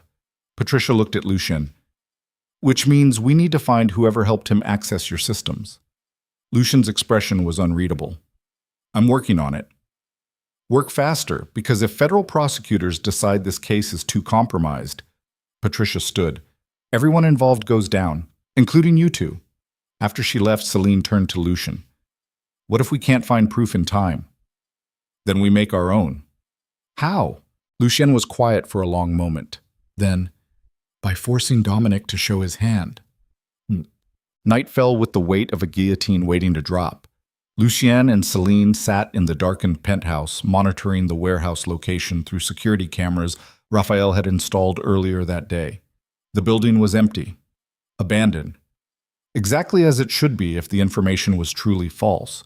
But if Raphael had leaked it, movement, Raphael's voice came through the comms. He was positioned 3 blocks away with a clear view of the warehouse entrance. 2 vehicles approaching from the south. Celine's breath caught. On the monitor, headlights cut through darkness as 2 black SUVs pulled up to the warehouse. Doors opened. 6 men climbed out. Professional security, the kind with military training and expensive equipment. Not federal agents, not police. Private contractors. Are those Mercer's people? Celine asked. Lucien's jaw tightened. No, they're mine. The words hit like a physical blow. What? Those men work for Moretti Holdings Security Division. His voice was flat, cold. Which means someone with access to my payroll sent them here. Raphael's voice came through the comms again. Lucien, I see them. Lucien cut him off. Raphael, where are you right now? A pause. 3 blocks north. Surveillance position like you ordered. Show me. Another pause. Then Raphael's camera feed appeared on the monitor, showing his view of the warehouse from an elevated position. It matched what they were seeing. Celine looked at Lucien. He's where he's supposed to be. Unless he called in the team before taking position. But Lucien's voice carried a note of uncertainty now. On the monitors, the security team entered the warehouse. They moved with tactical precision, clearing rooms, checking sight lines, setting up positions like they expected a target to arrive. They're preparing an ambush, Celine said, for a meeting that doesn't exist. Lucien stood and grabbed his phone, which means someone told them it does. He made a call. Marcus, it's Moretti. Why are 6 of my security contractors at the Tillman warehouse right now? Silence on the other end. Then, Sir, I have no record of any deployment to that location. Then who authorized it? Let me check the logs. Computer keys clicked rapidly. Sir, the authorization came through your executive assistant's account 2 hours ago. Payment approval and tactical briefing included. Lucien's expression went deadly calm. My assistant is standing right here and didn't send anything. More silence. Sir, the digital signature matches. The authorization codes are correct. Whoever sent this had full access to your executive systems. Lucien hung up. Celine's hands were shaking. Your assistant, that's an internal position. Someone with that kind of access has been in my organization for years. Lucien pulled up security footage from his office. And I'm going to find out who. But before he could, Raphael's voice crackled through the comms with an edge of urgency. We've got a problem. 3rd vehicle approaching, different signature. On the monitor, a silver sedan pulled up behind the SUVs. One person climbed out, Dominic Mercer. He walked into the warehouse alone like he owned it. Son of a bitch, Lucien breathed. He's here personally. Why would he? Celine stopped. It's a message. He's showing us he knows about the test. He's showing us someone inside your organization is feeding him everything. Lucien was already moving. Raphael, maintain position. Celine, stay here. Where are you going? To end this. He grabbed a jacket and headed for the door. Celine caught his arm.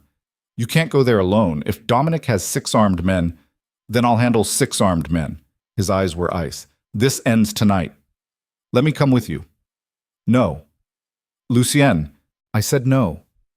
He pulled free gently. If something happens to me, you're the only one who can still testify. You're the only one who can make sure the Mercers pay for what they've done. So you stay here where it's safe." "Safe?" Celine's voice cracked. "Nothing about this is safe. We're being torn apart from the inside by someone we trusted, and you want me to just sit here?" "Yes," Lucian's voice softened slightly, "because I need you alive more than I need backup." Before she could respond, he was gone. Chandit. Celine lasted exactly 90 seconds before making her own decision. She grabbed her phone and called the one person who might actually help. Patricia answered on the second ring. "This better be important." Lucien's walking into an ambush at the Tillman warehouse. Dominic Mercer is there with 6 armed contractors. "And I think someone inside Lucien's organization set the whole thing up."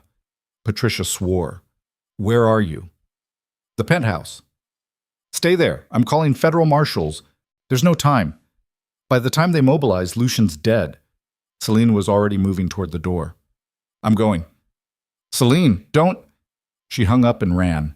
Back. The warehouse sat in a pool of industrial darkness when Celine arrived 20 minutes later. She'd taken Lucian's backup car, a nondescript sedan he kept for situations requiring discretion. She parked 3 blocks away and approached on foot, staying in shadows. Raphael's voice came through the earpiece she'd grabbed on her way out. "Celine, what the hell are you doing here? Back up. Lucian's going to kill me for letting you—" "Lucien doesn't control me." She crouched behind a rusted shipping container. "What's the situation?" Raphael sighed. "Lucien entered through the south entrance 4 minutes ago. Dominic and the contractors are inside. No shots fired yet, but it's coming." Celine checked the knife strapped to her ankle. It wasn't much, but it was something. "Can you get me inside without being seen?" "North entrance, service door. It's unlocked and leads to a maintenance corridor that runs behind the main floor." He paused. "But Celine, if this goes bad, it's already bad." She moved toward the north entrance, keeping low and fast. The service door opened silently. Inside, the maintenance corridor was narrow and dark and smelled like rust and old motor oil. Voices echoed from the main floor ahead. Celine crept forward until she could see through a gap in the wall paneling. The warehouse opened into a vast space lit by harsh industrial lights. Dominic stood in the center with his 6 contractors arranged around him in a loose perimeter, and facing them, Lucien. He stood alone with his hands visible and empty, completely calm, like he was negotiating a business deal instead of staring down 7 armed men. "This is dramatic," Lucien said. "Even for you." Dominic smiled. "I wanted privacy." "You wanted to gloat. Can you blame me?" Dominic gestured at the contractors. "These are your men, Lucien, your security team, sent here on your orders by someone with access to your executive systems. How does it feel to be betrayed by your own people?" "Feels familiar." Lucien's tone was conversational.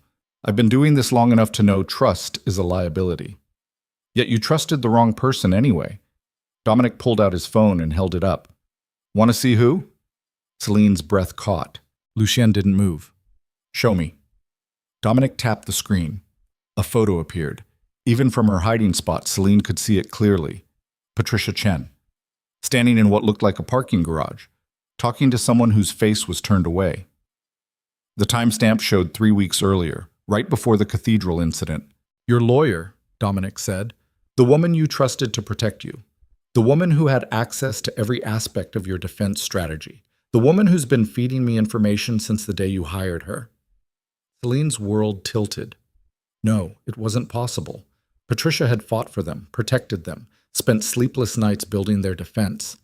Unless that was the point. Get close. Gain trust. Learn everything.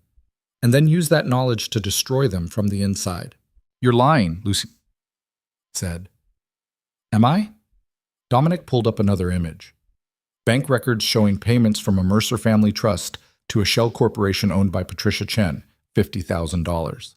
Transferred the week before your cathedral stunt. Lucian's expression didn't change, but something flickered in his eyes. "She gave us everything," Dominic continued. "Your security protocols, Celine's deposition prep, federal witness protection details. And in return, I made sure she'd be the star attorney who brought down a crime boss." He smiled. "Win-win." Except you're still facing federal charges. For now.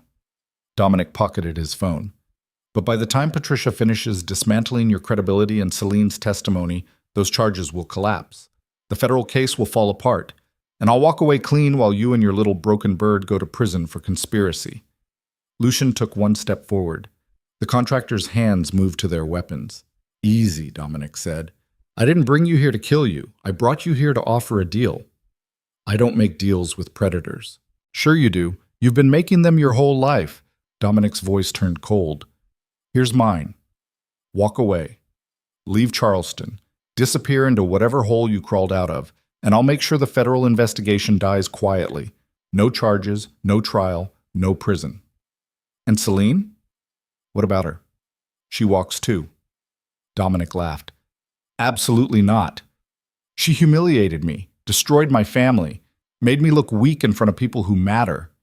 His smile vanished. She pays. Then we don't have a deal.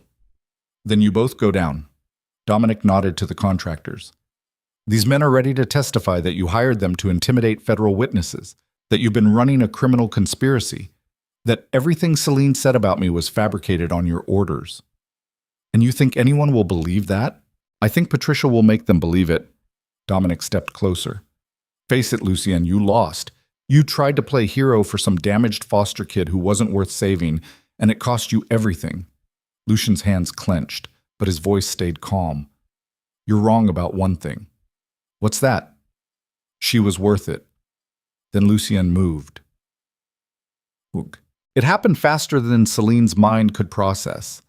Lucien closed the distance to Dominic in 2 strides and threw a punch that connected with Dominic's jaw hard enough to snap his head back. Dominic stumbled. The contractor surged forward. Lucien caught the first one with an elbow to the throat and used the man's momentum to throw him into the second contractor. Both went down in a tangle of limbs. The other 4 opened fire. Lucien dove behind a steel support beam as bullets sparked off metal and concrete. Celine's heart stopped. She couldn't just watch this. She burst out of the maintenance corridor and sprinted toward the chaos. Celine, no! Raphael's voice screamed through the earpiece. But she was already moving. One of the contractors spotted her and swung his weapon around. Celine dropped and slid across the concrete floor, pulling the knife from her ankle sheath as she moved. She slashed upward as she slid past him, catching the back of his knee. He screamed and collapsed. Celine scrambled to her feet and grabbed his fallen weapon, a handgun she barely knew how to use. Another contractor charged her. She raised the gun and pulled the trigger. The recoil shocked her. The shot went wide, but the contractor hesitated just long enough for Lucien to appear behind him and put him down with a brutal strike to the base of his skull. Get down! Lucien shouted. Celine dropped as bullets tore through the air above her head. Lucien returned fire with a weapon he'd taken from one of the fallen contractors. 2 more went down. That left one still standing, and Dominic. The last contractor grabbed Celine from behind, hauling her up and pressing a gun to her temple. Nobody move, he shouted. Lucien froze. Dominic pulled himself upright, blood streaming from his split lip. He looked at Celine with pure hatred. You just can't stay away, can you? He walked toward her slowly. I offer Lucien a clean exit, and you ruin it like you ruin everything. Let her go, Lucien said quietly. Why? So she can keep destroying my life? Dominic stopped in front of Celine. I should have killed you 2 years ago. Should have made it look like an accident and saved myself all this trouble. The contractor's grip tightened on Celine's throat. She couldn't breathe, couldn't think, could only stare at Dominic's face and see the same monster who'd broken her ribs and made her believe she deserved it. Let her go, Lucien repeated, or I put a bullet in your head right now. You won't. Dominic smiled. Because the moment you fire, he kills her. And then federal agents who are already on their way will find you standing over multiple bodies with smoking guns. He pulled out his phone. I called them 15 minutes ago, reported shots fired and a hostage situation. They'll be here in... He checked the time. 3 minutes. Celine's vision started to gray at the edges. The contractor was choking her. She tried to fight, but his grip was professional, unbreakable. Lucien's weapon didn't waver. Last chance, Dominic. For what? You've already lost. Dominic leaned closer to Celine. Say goodbye to your hero, because he's about to watch you die knowing he couldn't save you. Something inside Celine snapped. Not fear, not desperation, rage, pure, clean rage at every man who'd ever made her feel powerless. She stopped fighting the contractor's grip and went limp. His hold loosened slightly as her weight dropped. That was enough. Celine drove her elbow backward into his ribs with every ounce of strength she had. He grunted. His grip slipped. She twisted and brought her knee up into his groin. He released her completely. Celine grabbed his gun and swung it toward Dominic, but Dominic was faster. He pulled his own weapon and aimed it at her chest. For one frozen heartbeat, they stood facing each other. Then three things happened simultaneously. Lucien fired, Dominic fired, and federal agents stormed through every entrance. Shit. The bullet hit Celine in the shoulder. She felt the impact before the pain, a sledgehammer blow that spun her sideways and dropped her to the concrete. The gun skittered away from her hand. Dominic stood frozen with a red bloom spreading across his chest where Lucien's bullet had found its mark. He looked down at the wound, then at Lucien. Then he smiled. "Worth it," he whispered, and collapsed. Federal agents swarmed the warehouse shouting commands. Lucien dropped his weapon and raised his hands. Contractors still conscious were being zip-tied and read their rights. And Celine lay on the cold concrete watching her blood pool beneath her shoulder while EMTs appeared from somewhere and started cutting away her shirt. "GSW to the left shoulder," one of them said. "Entry and exit. She's losing blood fast. Pressure on the wound. Blinding pain." Voices talking over her in medical shorthand she couldn't follow. Someone grabbed her hand. She looked up. Lucien. He was on his knees beside her with his hands zip-tied behind his back and an agent holding him in place, but his eyes were locked on hers. "Stay with me," he said quietly. "Hurts." "I know, but you stay with me anyway." His voice was steady, certain. "You don't get to die. Not after everything." "Dominic. Critical condition. They're working on him."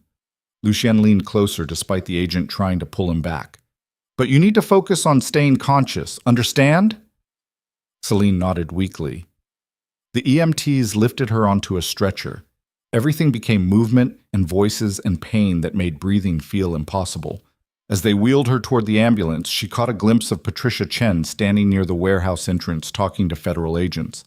Patricia met her eyes across the chaos and smiled. Not a friendly smile. The smile of someone who'd won.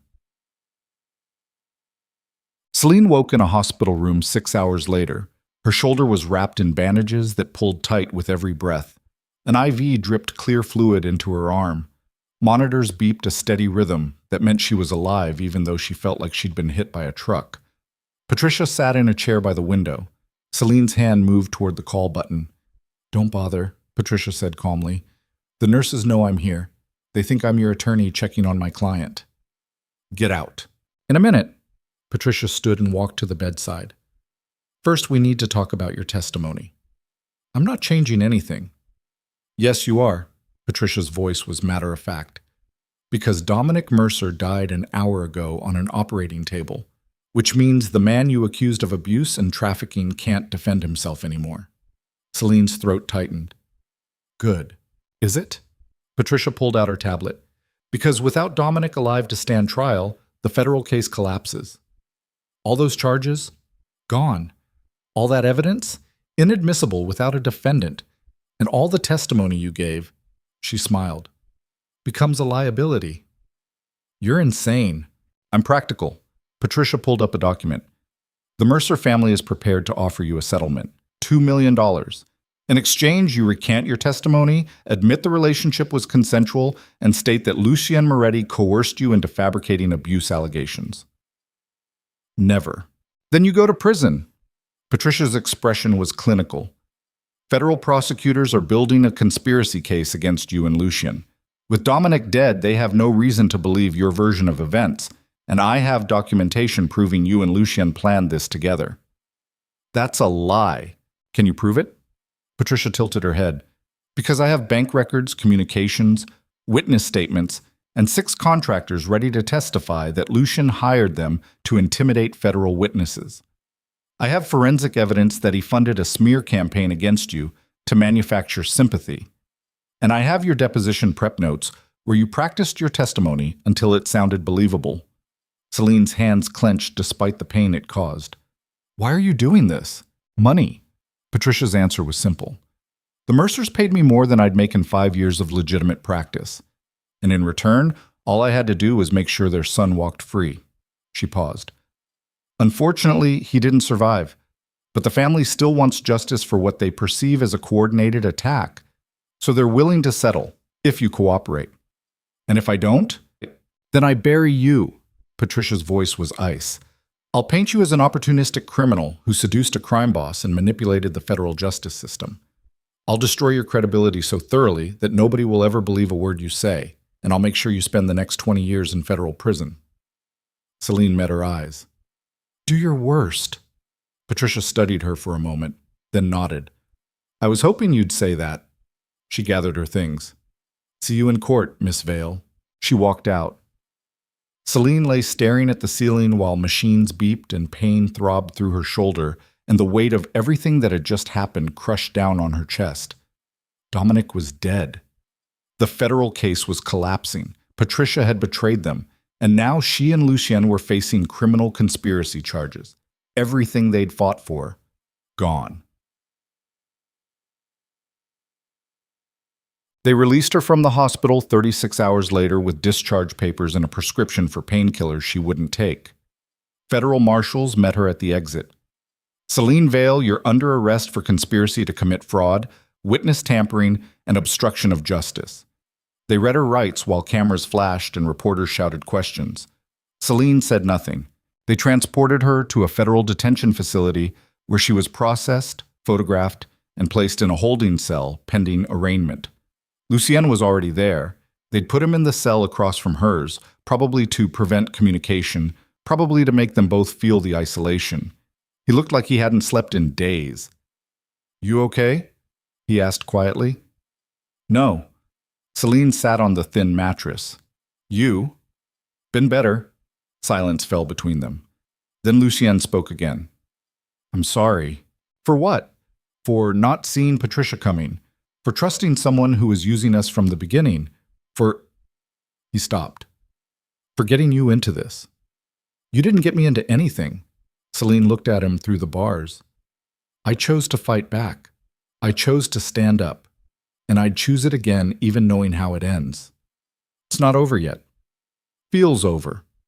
It's not. Lucien's voice carried absolute certainty. Patricia made one mistake. What? She assumed I'd go down without burning everything on my way out. He smiled, cold and dangerous. She was wrong. Before Celine could ask what he meant, footsteps echoed down the corridor. Raphael appeared with a federal marshal. You have a visitor, the marshal said. I don't want... It's not optional. They escorted Celine to a conference room where a woman in a severe gray suit waited. Director Walsh, the federal prosecutor who'd taken Celine's original deposition. Sit, Walsh said. Celine sat. Walsh opened a file and pulled out documents that looked familiar. Patricia Chen approached me this morning with evidence of a conspiracy between you and Lucien Moretti, Walsh said. Compelling evidence, the kind that usually results in federal indictments. Celine's stomach dropped. However, Walsh continued, I've been investigating the Mercer family for 3 years, long before you or Lucien entered the picture. And something about Patricia's evidence bothered me. What? It was too perfect. Walsh pulled out another document.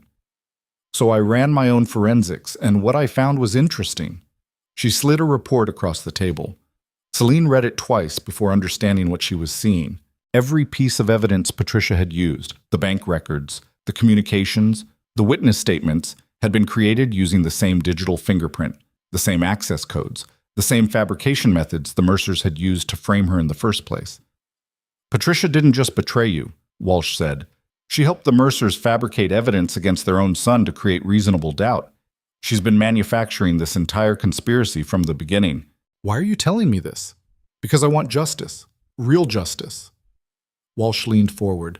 And the only way I get that is if you and Lucien testify against Patricia Chen and everyone she was working with in the Mercer organization. Celine's hands trembled. What are you offering? Immunity? Complete. For both of you. Walsh pulled out immunity agreements.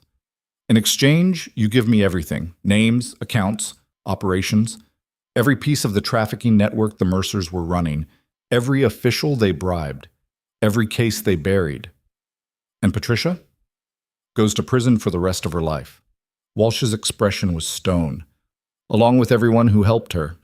Celine stared at the agreements. This was it, the choice that would define everything. Trust another federal prosecutor after the last one had betrayed them, or refuse and watch Patricia destroy what was left of their lives. She looked up at Walsh. I want Lucien here before I sign anything. Agreed. Beck. They brought Lucien to the conference room 20 minutes later.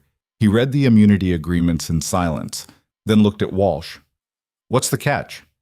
No catch? You testify, we prosecute, everyone involved goes down. And after? After, you're free. Walsh paused. Though I'd suggest leaving Charleston. Fresh start somewhere your name doesn't carry quite so much weight. Lucien glanced at Celine. She met his eyes. In that moment, words weren't necessary. They'd survived Dominic, survived the smear campaign, survived Patricia's betrayal. They could survive this too. Lucien picked up a pen and signed. Celine did the same. Walsh collected the agreements. Smart choice. Now let's destroy everyone who thought they could hide behind money and power. The trial lasted 6 weeks. Celine testified for 3 days straight, walking federal prosecutors through every detail of the Mercer family's operations, Patricia's betrayal, and the conspiracy that had nearly destroyed them both. Lucien testified for 4 days, providing documentation that dismantled the trafficking network piece by piece. Raphael testified about security breaches and internal corruption. Mara testified from behind a privacy screen about what she'd discovered working in the Mercer household. And when it was over, Patricia Chen was convicted on 17 federal charges. Judge Everett Mercer's associates were indicted across 3 states. The Mercer family empire collapsed completely. But that came later. Right now, in this moment, standing in a federal courthouse while cameras flashed and reporters shouted questions, Celine felt something she hadn't felt in years. Free. Truly free. Lucien stood beside her on the courthouse steps. What now? He asked quietly. Celine looked out at Charleston, the city that had nearly killed her, the city where she'd learned to fight back, the city she was finally ready to leave behind. Now, she said, we disappear. Lucien smiled. Together? Together, and somewhere far away, in a federal prison cell, Patricia Chen watched the news coverage and realized exactly how badly she'd underestimated the woman she'd tried to destroy. Because Celine Vale wasn't just a survivor anymore. She was the woman who'd torn down an empire. And she wasn't finished yet. The courthouse steps felt like standing on the edge of a cliff. Celine watched reporters surge forward with cameras and microphones, their voices blending into a wall of noise that meant nothing. Questions about the trial, questions about Dominic, questions about her relationship with Lucien that carried implications she didn't have the energy to address. Lucien's hand found the small of her back. Not possessive, just present. We should go, he said quietly. Patricia's conviction had been unanimous.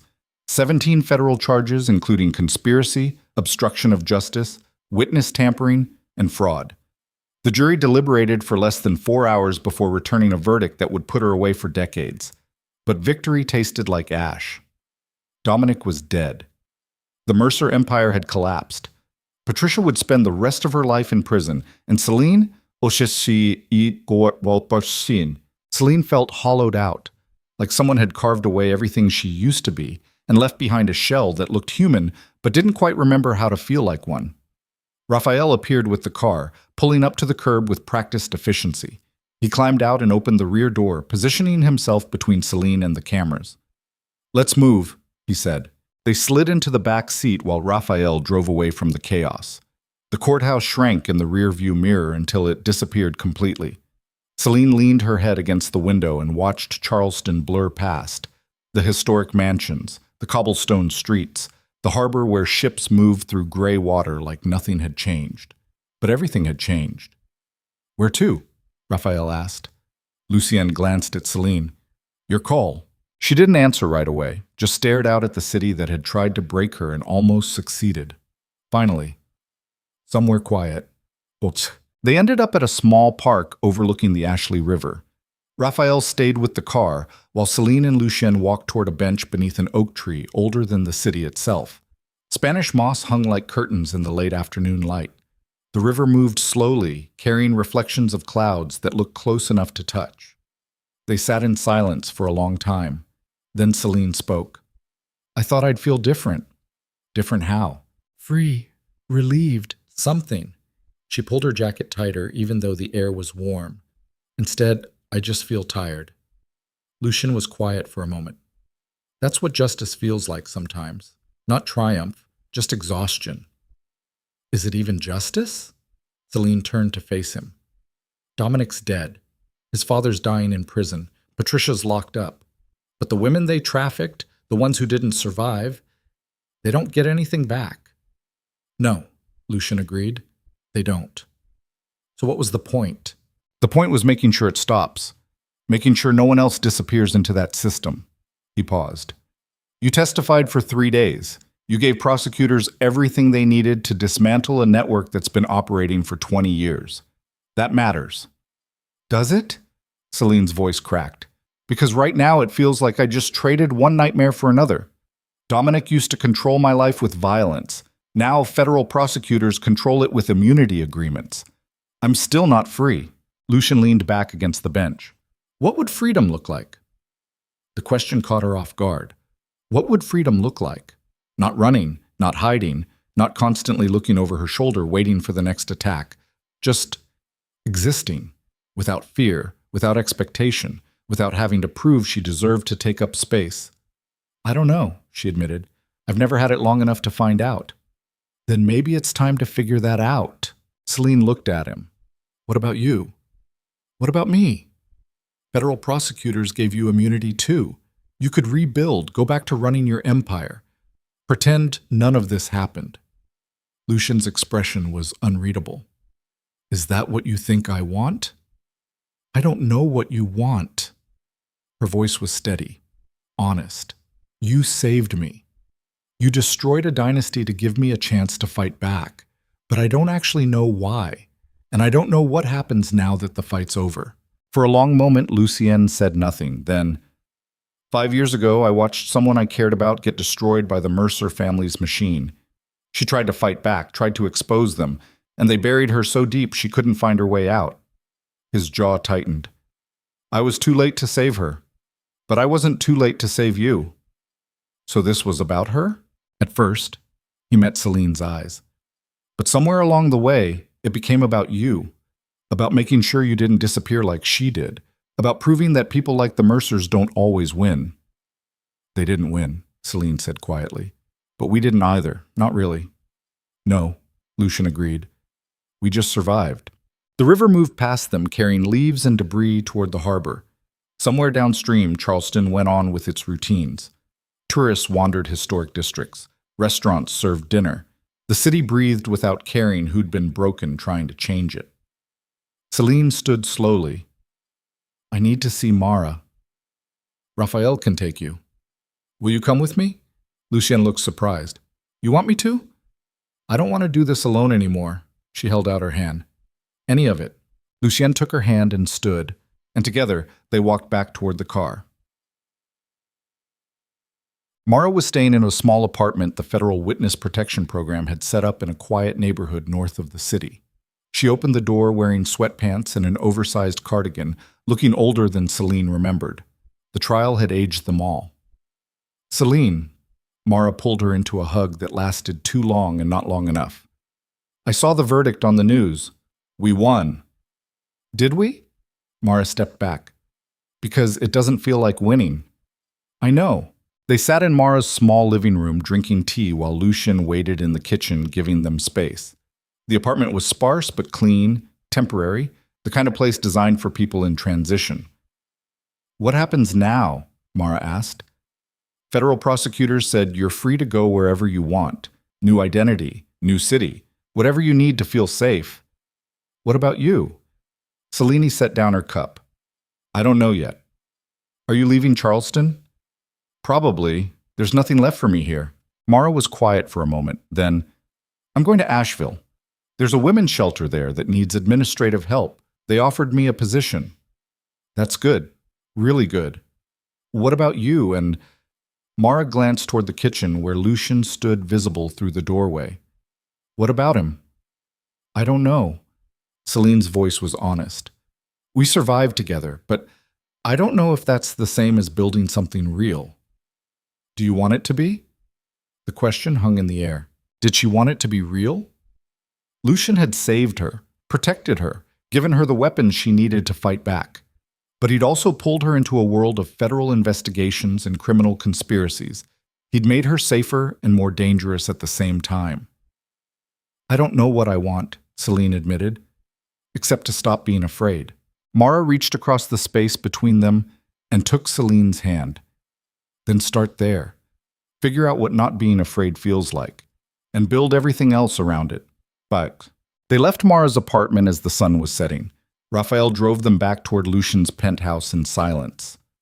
The city lights flickered on one by one, transforming Charleston into something that looked almost beautiful if you didn't know what hid beneath the surface. Drop me at a hotel, Celine said suddenly. Raphael glanced at Lucien in the rearview mirror. Lucien studied Celine's face. You don't have to. I need space. Her voice was gentle but firm. Just for tonight. I need to think without. She stopped. I just need space. Lucien nodded. Raphael, the Riverview on Market Street. Raphael changed course without comment. 10 minutes later, they pulled up to a boutique hotel tucked between renovated warehouses. Celine climbed out, then hesitated with her hand on the door. Thank you, she said to Lucien, for everything. You don't have to thank me. I know, but I'm doing it anyway. She closed the door and walked into the hotel without looking back. Topol. The hotel room was small and anonymous. Celine stood at the window overlooking Market Street and watched people move through their evening routines. Couples holding hands, families heading to dinner. Lives that looked simple from a distance even though she knew better. Her phone buzzed. A text from Lucien. If you need anything, day or night. She typed a response. Deleted it. Typed again. I know. Then she turned off the phone and sat on the edge of the bed. The silence was deafening. For months she'd been running, fighting, surviving, every moment focused on the next threat, the next testimony, the next battle to win or lose. Now there was nothing, no immediate danger, no court dates, no Dominic waiting to hurt her, just empty space where terror used to live. And Celine had no idea how to fill it. She lay back on the bed and stared at the ceiling until exhaustion finally dragged her under. Barcook. She woke to sunlight streaming through the window and her phone buzzing with missed calls. 3 from Patricia's former law office, 2 from federal prosecutors, 1 from a number she didn't recognize. Celine checked the voicemail from the unknown number first. A woman's voice. Professional, but warm. Miss Vale, this is Dr. Sarah Mitchell from the Charleston Trauma Recovery Center. I worked with several women who survived the Mercer trafficking network, and your name came up during our group sessions. I'm reaching out because we're looking for someone to coordinate our survivor advocacy program. It's a new position, part administrative, part outreach. The women specifically requested someone who understands what they've been through. If you're interested, please call me back. Celine played the message twice. Then she sat at the small desk by the window and made a list. Things she was good at. Numbers. Organization. Staying calm under pressure. Surviving. Things she wanted. Safety. Purpose. A life that meant something beyond just not dying. Things she was afraid of. Trusting the wrong people. Getting trapped again. Losing herself in someone else's war. She stared at the list for a long time. Then she picked up the phone and called Dr. Mitchell back. The Charleston Trauma Recovery Center occupied a renovated brownstone in a quiet neighborhood far from the historic district's tourist traffic. Dr. Mitchell met Celine at the entrance, a woman in her 50s with kind eyes and the kind of calm presence that suggested she'd seen the worst humanity had to offer and decided to fight it anyway. Thank you for coming, Dr. Mitchell said, leading Celine inside. I wasn't sure you'd call back. I almost didn't. But you did. That's what matters. The center was warm and carefully designed to feel nothing like an institution. Soft lighting, comfortable furniture, plants in every corner, a space that felt safe without screaming about it. We work with about 40 women right now, Dr. Mitchell explained as they walked through the building. Survivors of trafficking, domestic violence, sexual assault. We provide therapy, legal assistance, job training, housing support, whatever they need to rebuild. Where do I fit in? Coordination, advocacy, being the person who understands what they're going through because you've been there. Dr. Mitchell stopped outside a conference room. The women asked for you specifically, Celine. They watched your testimony. They saw you stand up to people who thought they were untouchable, and they want someone like that helping them do the same. Celine looked through the glass door into the conference room. 6 women sat around a table, different ages, different backgrounds, all carrying the same haunted look she saw in her own reflection. What if I'm not strong enough? Celine asked quietly. Then you get stronger together. Dr. Mitchell opened the door. That's how this works. Mchas. The meeting lasted 2 hours. The women shared their stories, their fears, their anger at systems that had failed them, and people who'd hurt them with impunity. And Celine listened. She didn't offer solutions, didn't pretend to have answers, just listened and let them know someone was hearing them. At the end, a woman named Jordan, 23, still carrying scars on her wrists from restraints she'd worn for 6 months, looked directly at Celine. Will you help us? Jordan asked. Celine thought about running, about disappearing into a new city with a new name and pretending none of this had happened. But she thought about Mara too, about the women who'd testified against the Mercers, about everyone who'd been silenced and buried and forgotten. Yes, Celine said. I'll help. Checks. She called Lucien that evening from the hotel room. He answered on the second ring. You okay? I think so. Celine sat on the windowsill watching the sunset paint the city in shades of orange and gold. I got offered a job today. Yeah? Coordinating a survivor advocacy program. It's not glamorous. It doesn't pay well, but it matters, Lucien finished. Yeah. Are you taking it? I think so. Selena paused. What about you? What happens to Lucien Moretti now that the war's over? Honestly, I don't know. His voice was tired. My lawyers are negotiating the dismantling of the criminal operations. Federal prosecutors want everything clean. Legitimate businesses only. That's good. It's necessary. He was quiet for a moment. Celine, I need to ask you something. Okay.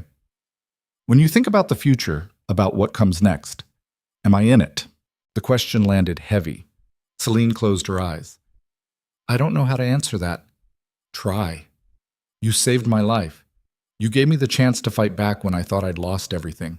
But Lucien, her voice caught.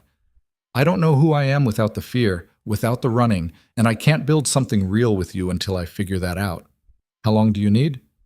I don't know. Months, maybe longer. And if I wait, I can't ask you to do that. I'm not asking permission. His tone was gentle but absolute. I'm telling you I'll wait as long as it takes. Celine's throat tightened. Why?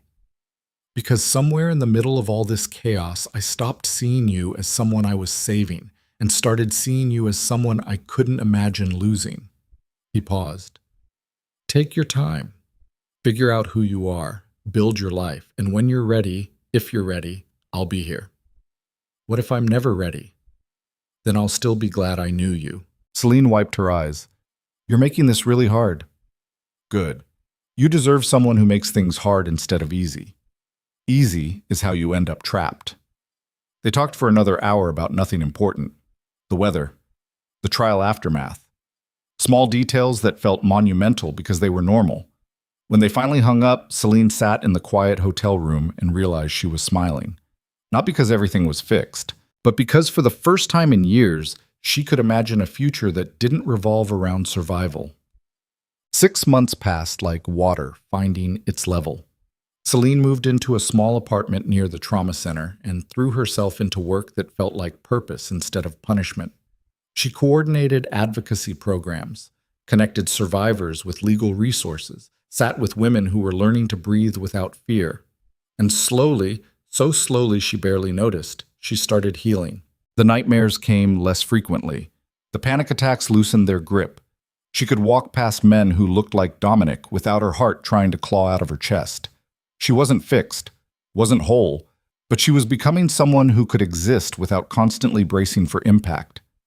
Mara visited once a month, taking the bus down from Asheville to spend weekends walking the Battery and sharing stories about the shelter work that was giving her life new meaning. "You look different," Mara said one afternoon as they sat on a bench overlooking the harbor. "Different how?" "Lighter, like you're not carrying as much weight." Celine thought about that. "I'm learning to put some of it down." "Good," Mara smiled. "You deserve to put it down." They watched ships move through the channel while gulls cried overhead, and tourists took photos of a city that looked beautiful if you didn't know its history. "Have you seen him?" Mara asked. She didn't have to clarify who she meant. "No." Celine pulled her jacket tighter against the ocean breeze. "He sends messages sometimes, asks how I'm doing, never pushes." "Do you miss him?" "Sometimes." Celine was quiet for a moment. "But I'm not ready yet." "Will you be?" "I don't know. Maybe." She looked at Mara. "Is that terrible, that I don't know?" "It's human." Mara squeezed her hand. "And that's enough." Down. The text came on a Tuesday evening in early autumn. Celine was leaving the trauma center after a long day when her phone buzzed. "Lucian, the Haven House is opening next week. Thought you'd want to know." Celine stopped walking. The Haven House. She'd heard about it through the Advocacy Network, a new shelter and resource center for abuse survivors opening in North Charleston. State-of-the-art facilities, legal aid, job training, medical care, everything survivors needed in one place, funded by an anonymous donation that everyone suspected came from Lucian's legitimate business operations. She typed back, "Congratulations, it's important work." His response came immediately. "Come to the opening?" Celine stared at the message. She'd avoided seeing him for 6 months, built her life carefully around spaces where he wasn't, convinced herself she needed more time. But maybe time wasn't the answer. Maybe courage was. She typed, "I'll be there." The Haven House occupied a renovated warehouse near the harbor. The opening ceremony drew politicians, advocates, survivors, and media covering the story of Charleston's newest resource for women escaping violence. Celine arrived late, slipping in through a side entrance to avoid the cameras. The main hall was filled with people. She scanned the crowd until she found him. Lucian stood near the back, talking to Dr. Mitchell and several board members. He wore a dark suit that made him look like the businessman he was becoming instead of the crime boss he used to be. He glanced up and their eyes met across the room. Something shifted in his expression. Not surprise. Recognition. He excused himself from the conversation and walked toward her. They met in a quiet corner away from the crowd. "You came," he said. "You asked." "I didn't think you would." Celine looked around at the space he'd built. The offices where lawyers would fight for women who couldn't fight for themselves. The counseling rooms where survivors would learn they weren't broken. The training center where they'd gain skills to rebuild their lives. "This is incredible," she said. "It's necessary." Lucien's voice was quiet. "And it's not enough. But it's a start." "It's more than a start.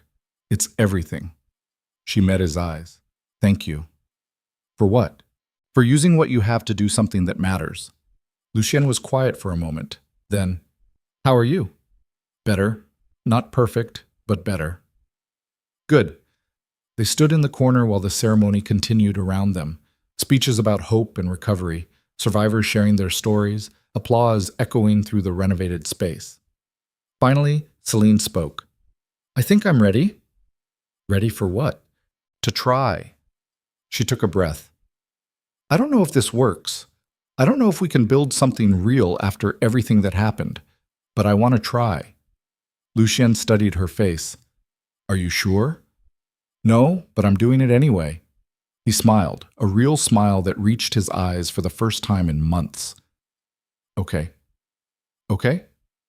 Let's try." He held out his hand. "Together." Celine took his hand, And for the first time since the cathedral, since the warehouse, since all the violence and terror and fighting, she felt something she'd almost forgotten. Hope. Not the desperate kind that clung to anything to avoid drowning, the real kind, the kind built on solid ground instead of quicksand, the kind that said maybe, just maybe, they could survive more than trauma. Maybe they could survive healing too. Scheiß. 3 years later, Celine stood in the office of the Haven House looking out at Charleston Harbor. The organization had grown beyond anything she'd imagined. 3 locations across the Carolinas, partnerships with federal prosecutors, a legal team that had helped prosecute 17 trafficking cases, hundreds of women rebuilding their lives with resources they'd never had before. Mara ran the Asheville branch now, building something beautiful out of the ashes of everything they'd survived. Patricia Chen was serving year 7 of a 25-year sentence. Judge Mercer had died in prison 18 months earlier, and the women who'd been silenced by the Mercer family's machine were finally being heard. Celine heard footsteps behind her. Lucien entered carrying 2 cups of coffee and a folder that probably contained reports she should have read yesterday. "Late night?" he asked, setting the coffee on her desk. "Jordan's testifying tomorrow in the Harrison case. I wanted to make sure she had everything she needed." Lucien sat on the edge of her desk. "She'll do fine. You trained her well." "She trained herself. I just showed her the tools." They'd been together 2 years now, living in a house overlooking the water, building something that looked like a life instead of a war. It wasn't perfect. They still fought, still carried scars that ached in cold weather, still woke from nightmares sometimes. But they'd learned to fight fair, to hold each other through the bad nights, to choose each other every day instead of taking it for granted. "I have something for you," Lucien said. He handed her the folder. Inside was a proposal. Detailed, professional, ambitious. A national coalition of survivor advocacy organizations, coordinated resources, shared legal strategies, federal funding applications. Everything needed to take what they'd built in Charleston and scale it across the country. "You're serious?" Celine asked. "Completely." Lucien's expression was steady. "You've spent 3 years proving this model works. Now let's make sure it reaches everyone who needs it." Celine read through the proposal again. The scope was massive. The work would be brutal. The obstacles would be constant. But it mattered. "When do we start?" she asked. "Whenever you're ready." Celine looked out at the harbor where ships moved through sunset light. The same harbor where the Mercers had once smuggled human beings like cargo. The same city that had nearly destroyed her. But she'd survived. More than that, she'd built something from the ruins. "Let's start now," she said. Tishshab. That evening, they walked along the battery as twilight painted the sky in shades of purple and gold. Charleston moved around them with its usual rhythms, tourists taking photos, horse-drawn carriages clattering past, the city breathing like it always had. But Celine saw it differently now, not as the place that broke her, as the place where she learned to fight back. "Do you ever regret it?" Lucien asked quietly. "Regret what?" "Any of it. The cathedral, the trial, everything that came after." Celine thought about the question, about Dominic's violence, Patricia's betrayal, the months of fear and running and testimony that carved pieces out of her she'd never get back. "No," she said finally. "I regret what happened, but I don't regret fighting back, and I don't regret surviving. Even though it cost everything?" "It didn't cost everything." She stopped walking and turned to face him. "It cost the version of me who thought she deserved to be hurt, the version who stayed quiet, the version who made herself small to avoid taking up space." She paused. "And I'm not sorry she's gone." Lucien pulled her close. Not possessive, just present. They stood together while the harbor darkened and city lights flickered on one by one. Somewhere in the distance, the Haven House glowed like a lighthouse for people still trying to find their way out of the storm. And Celine realized that this, right here, was what freedom felt like. Not the absence of fear, the presence of choice, the knowledge that she'd survived the worst and built something beautiful from the wreckage. "What are you thinking?" Lucien asked. Celine smiled. "That I'm exactly where I'm supposed to be. Here, with you, doing this work, building something that matters." She looked up at him. "I spent so long trying to disappear." Now I'm ready to be seen. Good. Lucien kissed her forehead. Because you're worth seeing. They walked back toward their car while Charleston breathed around them. A city that had witnessed violence and beauty, destruction and resurrection, endings and beginnings. And somewhere far away, in shelters and safe houses and therapy rooms across the country, women who'd survived the unsurvivable were learning what Celine had learned. That monsters could be defeated. That empires could fall. That one voice raised in defiance could become a chorus impossible to silence. That survival wasn't the end of the story. It was just the beginning. Boss. 5 years after the cathedral, Celine Vale stood on a stage in Washington, D.C., accepting a National Advocacy Award for her work with trafficking survivors. She wore a simple black dress, no makeup to hide scars, no apologies for taking up space. The auditorium was filled with advocates, survivors, politicians, and media covering the ceremony. But Celine's eyes found only one person in the crowd, Lucien. He sat in the third row with a small smile that said he'd known all along she was capable of this. Celine stepped to the microphone. 7 years ago, she said, I was nobody. A foster kid with no family and no prospects who'd spent 2 years being convinced I deserved every terrible thing that happened to me. I believed I was disposable, forgettable, worth less than nothing. She paused. Today I run a national coalition that's helped over 3,000 women escape trafficking and abuse. We've supported prosecution of 47 cases. We've changed policies in 12 states. And we're just getting started. Applause rippled through the auditorium. But I'm not here to celebrate myself, Celine continued. I'm here to tell every woman who's been told she doesn't matter that they were lied to. You matter. Your voice matters. Your survival matters. And the people who tried to silence you don't get to write the ending to your story. She held up the award. This belongs to every survivor who found the courage to fight back. Every advocate who refused to look away. Every person who decided that protecting vulnerable people was more important than protecting powerful ones. Her eyes found Lucien's again. And it belongs to the people who saw us at our most broken and decided we were worth saving anyway. The applause was deafening. But Celine barely heard it. She was remembering a cathedral. A woman in a wedding dress who thought she'd lost everything. A man who walked through doors like the world moved aside before he asked. The moment when survival became something more than just not dying. The moment when she decided to fight. And every moment after that proved she'd made the right choice. After the ceremony, Celine and Lucien walked through the National Mall while autumn leaves drifted across monuments built to honor people who'd changed the world. You were incredible up there, Lucien said. I was terrified. Couldn't tell. Good. That means I'm getting better at faking it, she smiled. How's the legitimate business world treating you? Boring, profitable, legal. He squeezed her hand. Everything I never thought I'd want. Any regrets? About leaving the criminal empire behind? Lucien considered. No, I was good at it, but it wasn't worth the cost. What was the cost? Everything that mattered. He stopped walking and turned to face her. I built power and lost myself. Made money and destroyed trust. Controlled everything except the things that actually counted. And now? Now I have less power and more peace. He pulled her close. And I have you. Which is worth more than any empire. Celine leaned into him. You're getting soft. Maybe, but I'm okay with that. They walked until the monuments gave way to residential streets where normal people lived normal lives that looked simple from the outside. I have something for you, Lucien said. He pulled a small box from his jacket pocket. Celine's breath caught. Before you panic, Lucien said quickly, it's not what you think. He opened the box. Inside was a key. What? It's to a house in Savannah. Small, quiet, near the water. He met her eyes. I know you've been thinking about expanding the coalition into Georgia. I know you need a space that's yours. So I bought a house and put it in your name. No strings, no expectations. Just a place where you can build the next chapter. Celine stared at the key, then at him. You bought me a house? Technically, you bought yourself a house. I just handled the paperwork. Lucien.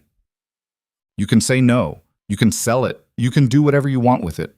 He closed her fingers around the key. But I wanted you to have something that's completely yours, something nobody can take away. Celine's eyes burned. 7 years ago, she'd owned nothing, been nothing, had nothing except bruises and fear. Now she held the key to a house, led a national organization, stood beside a man who saw her as an equal instead of property. "Thank you," she whispered. "For what?" "For seeing me when I couldn't see myself." Lucien pulled her into a kiss that tasted like promise instead of desperation. When they pulled apart, Celine smiled. "Want to go see it? The house?" "Yeah, I've never owned a house before. Seems like I should at least look at it." Lucien laughed. "Let's go." The house in Savannah was everything he'd promised. Small, quiet, overlooking a marsh where herons hunted in the shallows, and Spanish moss hung from trees like lace curtains. Celine stood on the porch watching sunset paint the water in shades of amber and gold. Lucien stood beside her with his arm around her waist. "What do you think?" he asked. "I think it's perfect." She leaned her head against his shoulder. "I think I can build something here." "Just you? Or us?" Celine turned to face him. "Is that what you want? To build something together?" "I've been building something with you for 7 years." His voice was quiet. "Certain. I'd like to keep doing that, if you'll have me." Celine looked at the house, at the marsh, at the life spreading out before them like an open road. 7 years ago, she'd stood in a cathedral wearing a wedding dress and thought her life was over. She'd been wrong. Her life was just beginning. "Yeah," she said. "I'll have you." Lucien smiled. "Good, because I'm not going anywhere." They stood together while twilight deepened and the marsh filled with the sounds of things living instead of dying.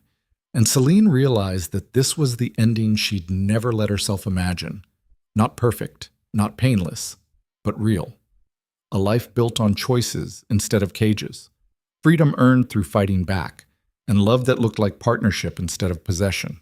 Somewhere far away, the Haven House glowed in the darkness, helping women find their way toward survival. Somewhere closer, advocacy networks were being built to catch people before they fell. And here, on a porch in Savannah, overlooking water that carried everything toward the sea, Celine Vale stood beside the man who'd helped her remember she was worth saving. Not because she needed him, but because she'd chosen him. And that made all the difference. The story that began with violence ended with peace. The woman who thought she'd lost everything discovered she'd only lost the parts that were killing her. And the empire built on silencing victims crumbled beneath the weight of one voice that refused to stay quiet. Some stories end with triumph, some end with tragedy. This one ended with survival. And that was enough.